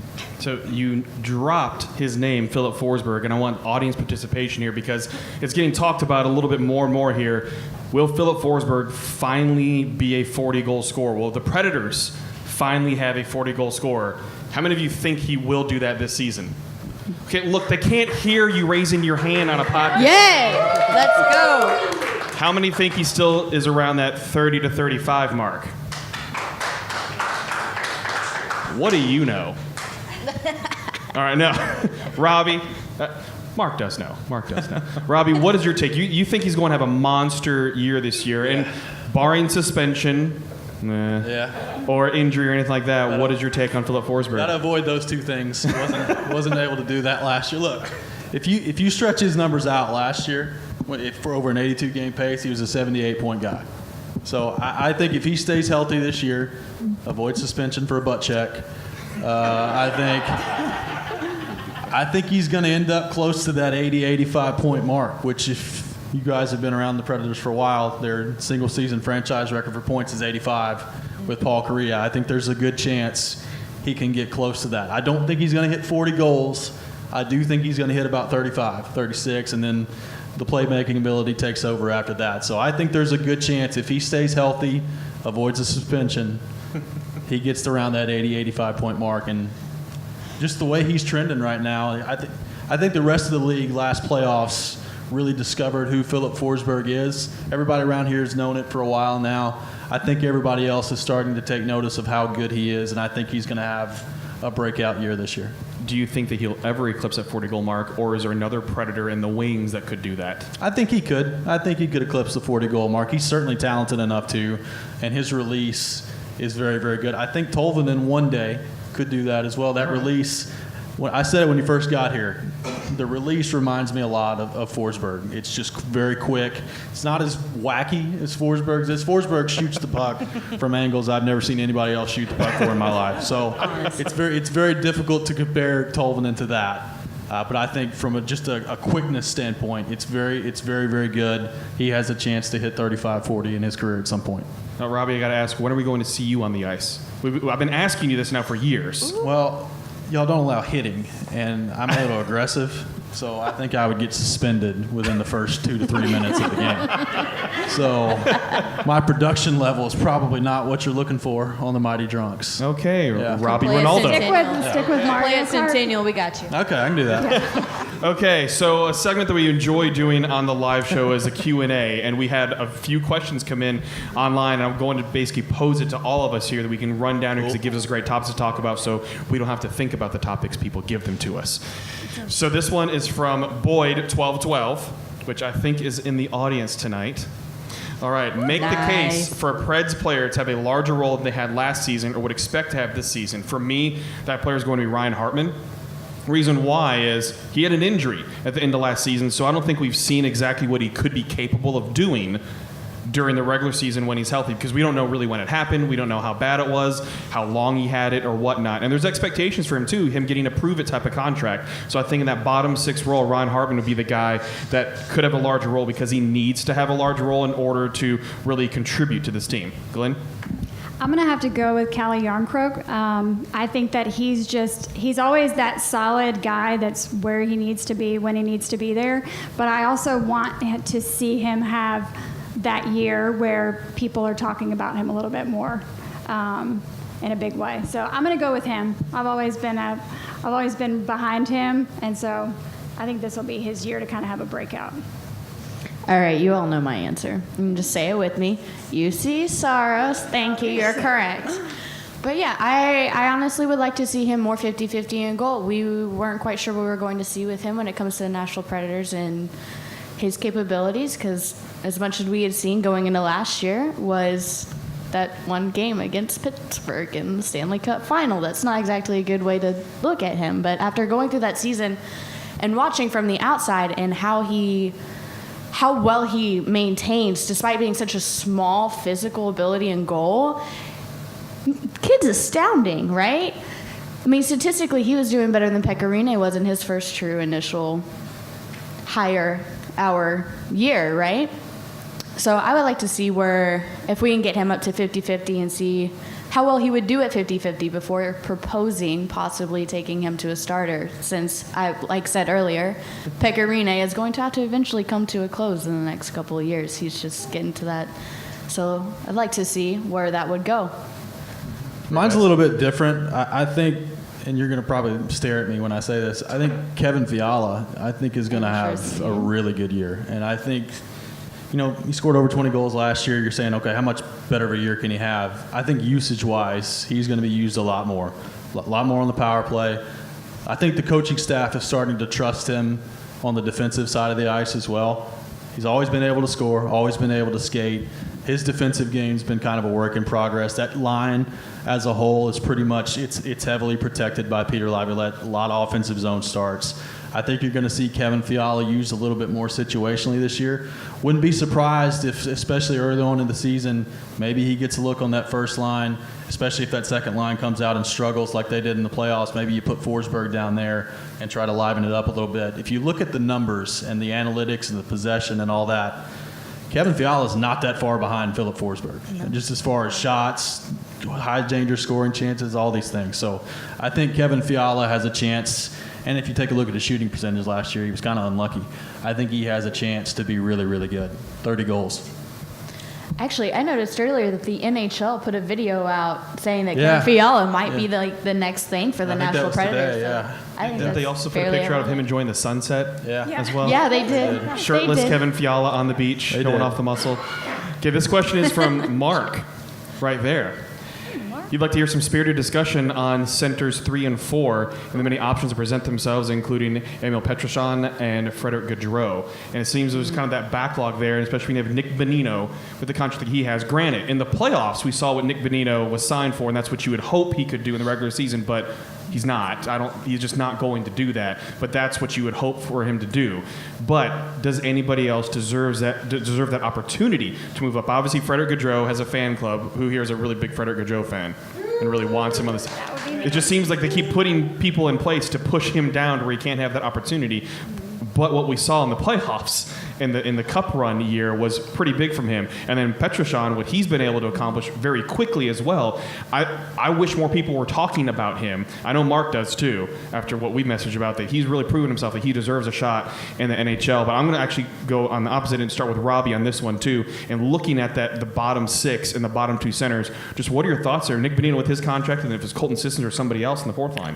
Yeah, Bonino's interesting to me because just statistically last year in the regular season, he wasn't anywhere close to what they thought he was going to be. The caveat to that is basically for the first half of the year he was hurt.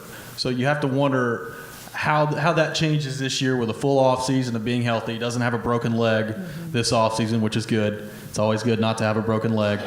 So you come back, you're able to get a full off season of training. I don't think he's going to be quite at the production level that he was in the playoffs. I do think he will be more productive offensively this year in the regular season than he was a year ago. And if he does that, I think that makes a big difference for this team because I think they feel like Johansson and Turris can provide enough offense in the top six. If you get more offense from Bonino on the third line, then you're in pretty good shape, especially if Tolvanen makes the team and you've got Fiala or Smith or whoever on that third line there with him. So I feel better about Nick Bonino heading into this year knowing that he's healthy and he's going to have a chance. The fourth line is interesting to me because I think a lot of it depends on what happens with Austin Watson and how long he's suspended. I do think there will be a suspension. I think we'll probably hear that in the next week or so. I find it difficult to believe that they'll allow it to get into training camp without saying anything. So I would say probably in the next week or so we'll figure out what's going on with Austin Watson. I would expect it to be a pretty hefty suspension, probably 10 or 15 games. And then you have to figure out what your team looks like from there. I think Colton Sissons is the most natural fit there. Yarncroke obviously can play there if you need him to. And if you have to go down in the pipeline, Petroshan is one to look at. I think Gaudreau is valuable because he can play at center, but he can also move around on the wing too. So that's probably what gives him the edge and the experience factor as well there. But I think it's going to be difficult depending on what happens with Watson for both of those guys to make the team. I think it's one at most just because there's no room. I mean, there's only 23 people that can make the team out of training camp on your opening night roster. I just don't see both of those guys making it.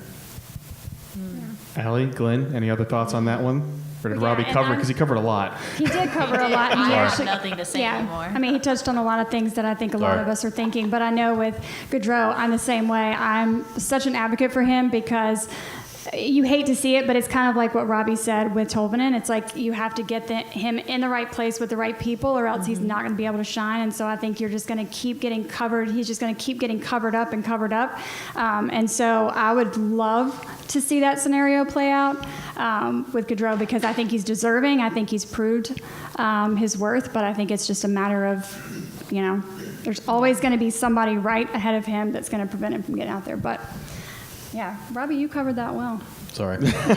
So now the question on one of the biggest signings of the offseason, and this was from Yellow5 on Twitter. What adjustments should be made with the Golden Elixir Mountain Dew no longer being available? Because the Predators are now with Coke, and that's a big change. And Dr. Pepper. I said earlier in the offseason that other than winning the Western Conference Championship, switching to Coke was probably the best thing that organization's ever done. Honestly. I stand by that now. He's on the record. I will reconsider if they win the Stanley Cup. I might move it to third. But it may replace the Western Conference Championship at that point since they'll have two. So if anybody's looking to replace that, does Mellow Yellow even come close, though? I don't even know if I've tried Mellow Yellow. Not even close. Wow. What are you talking about? Mellow Yellow is not bad. Let's calm down here.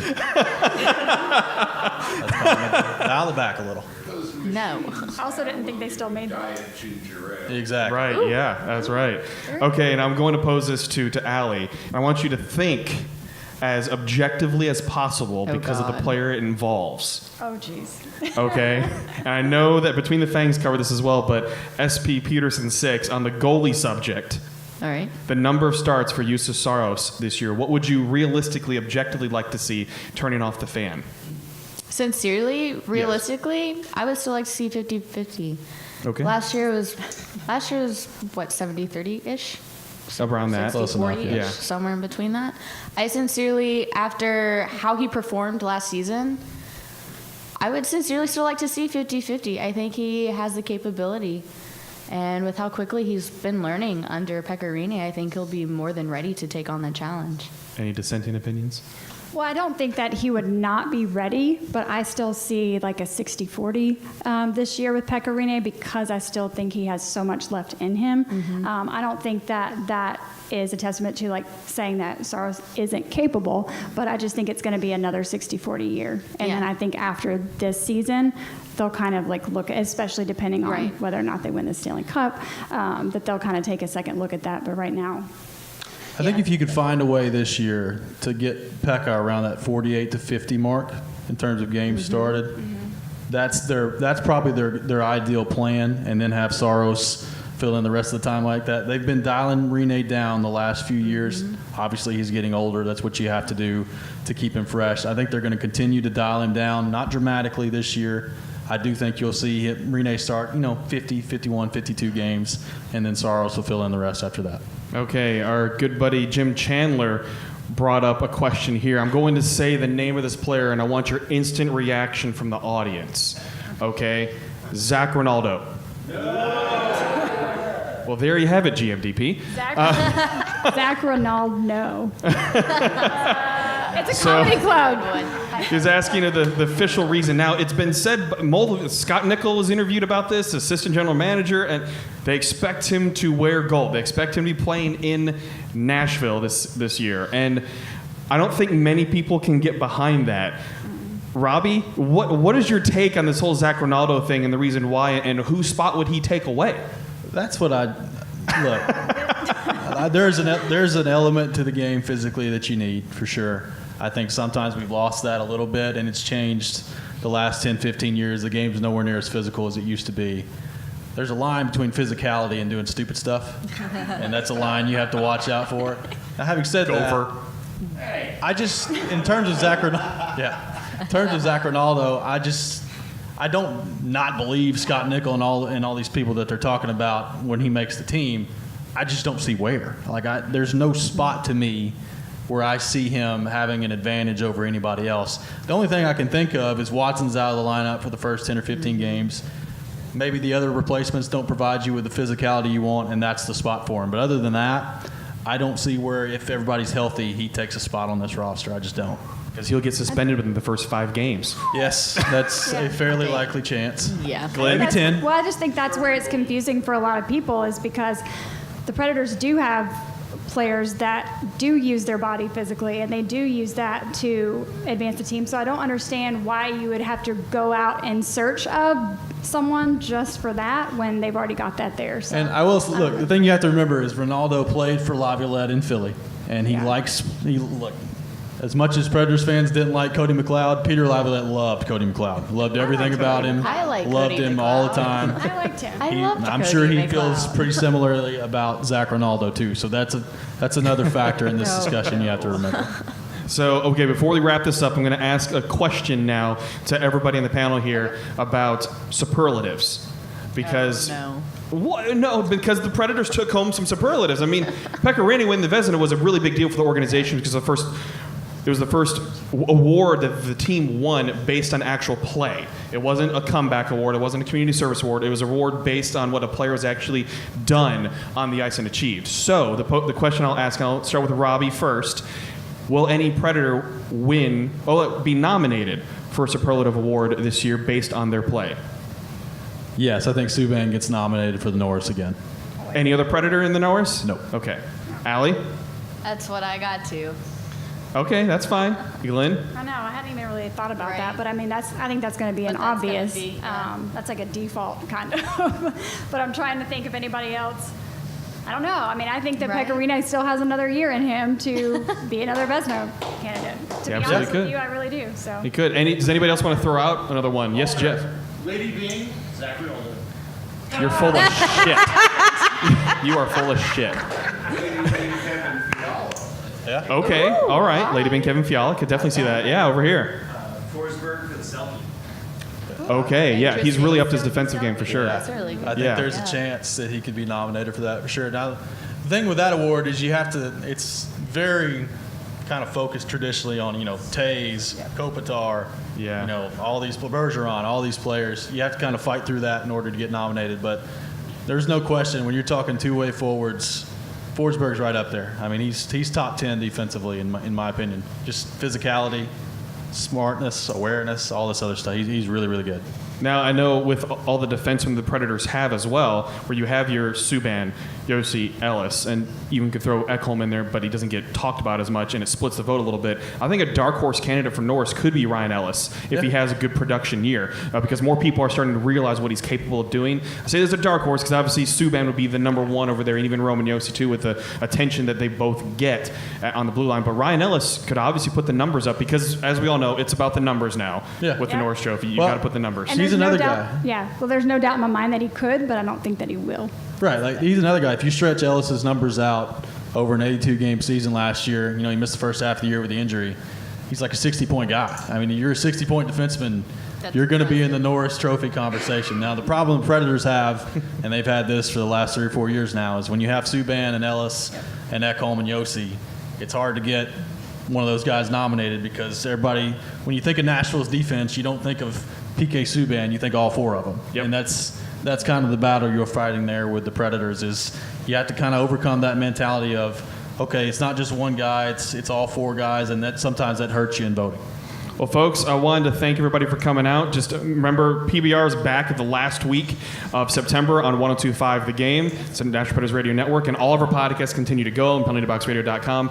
Thank you so much to our special guests. Thank you to Robbie. Thank you to Gover. Thank you to Martel, who is doing his own radio show right now.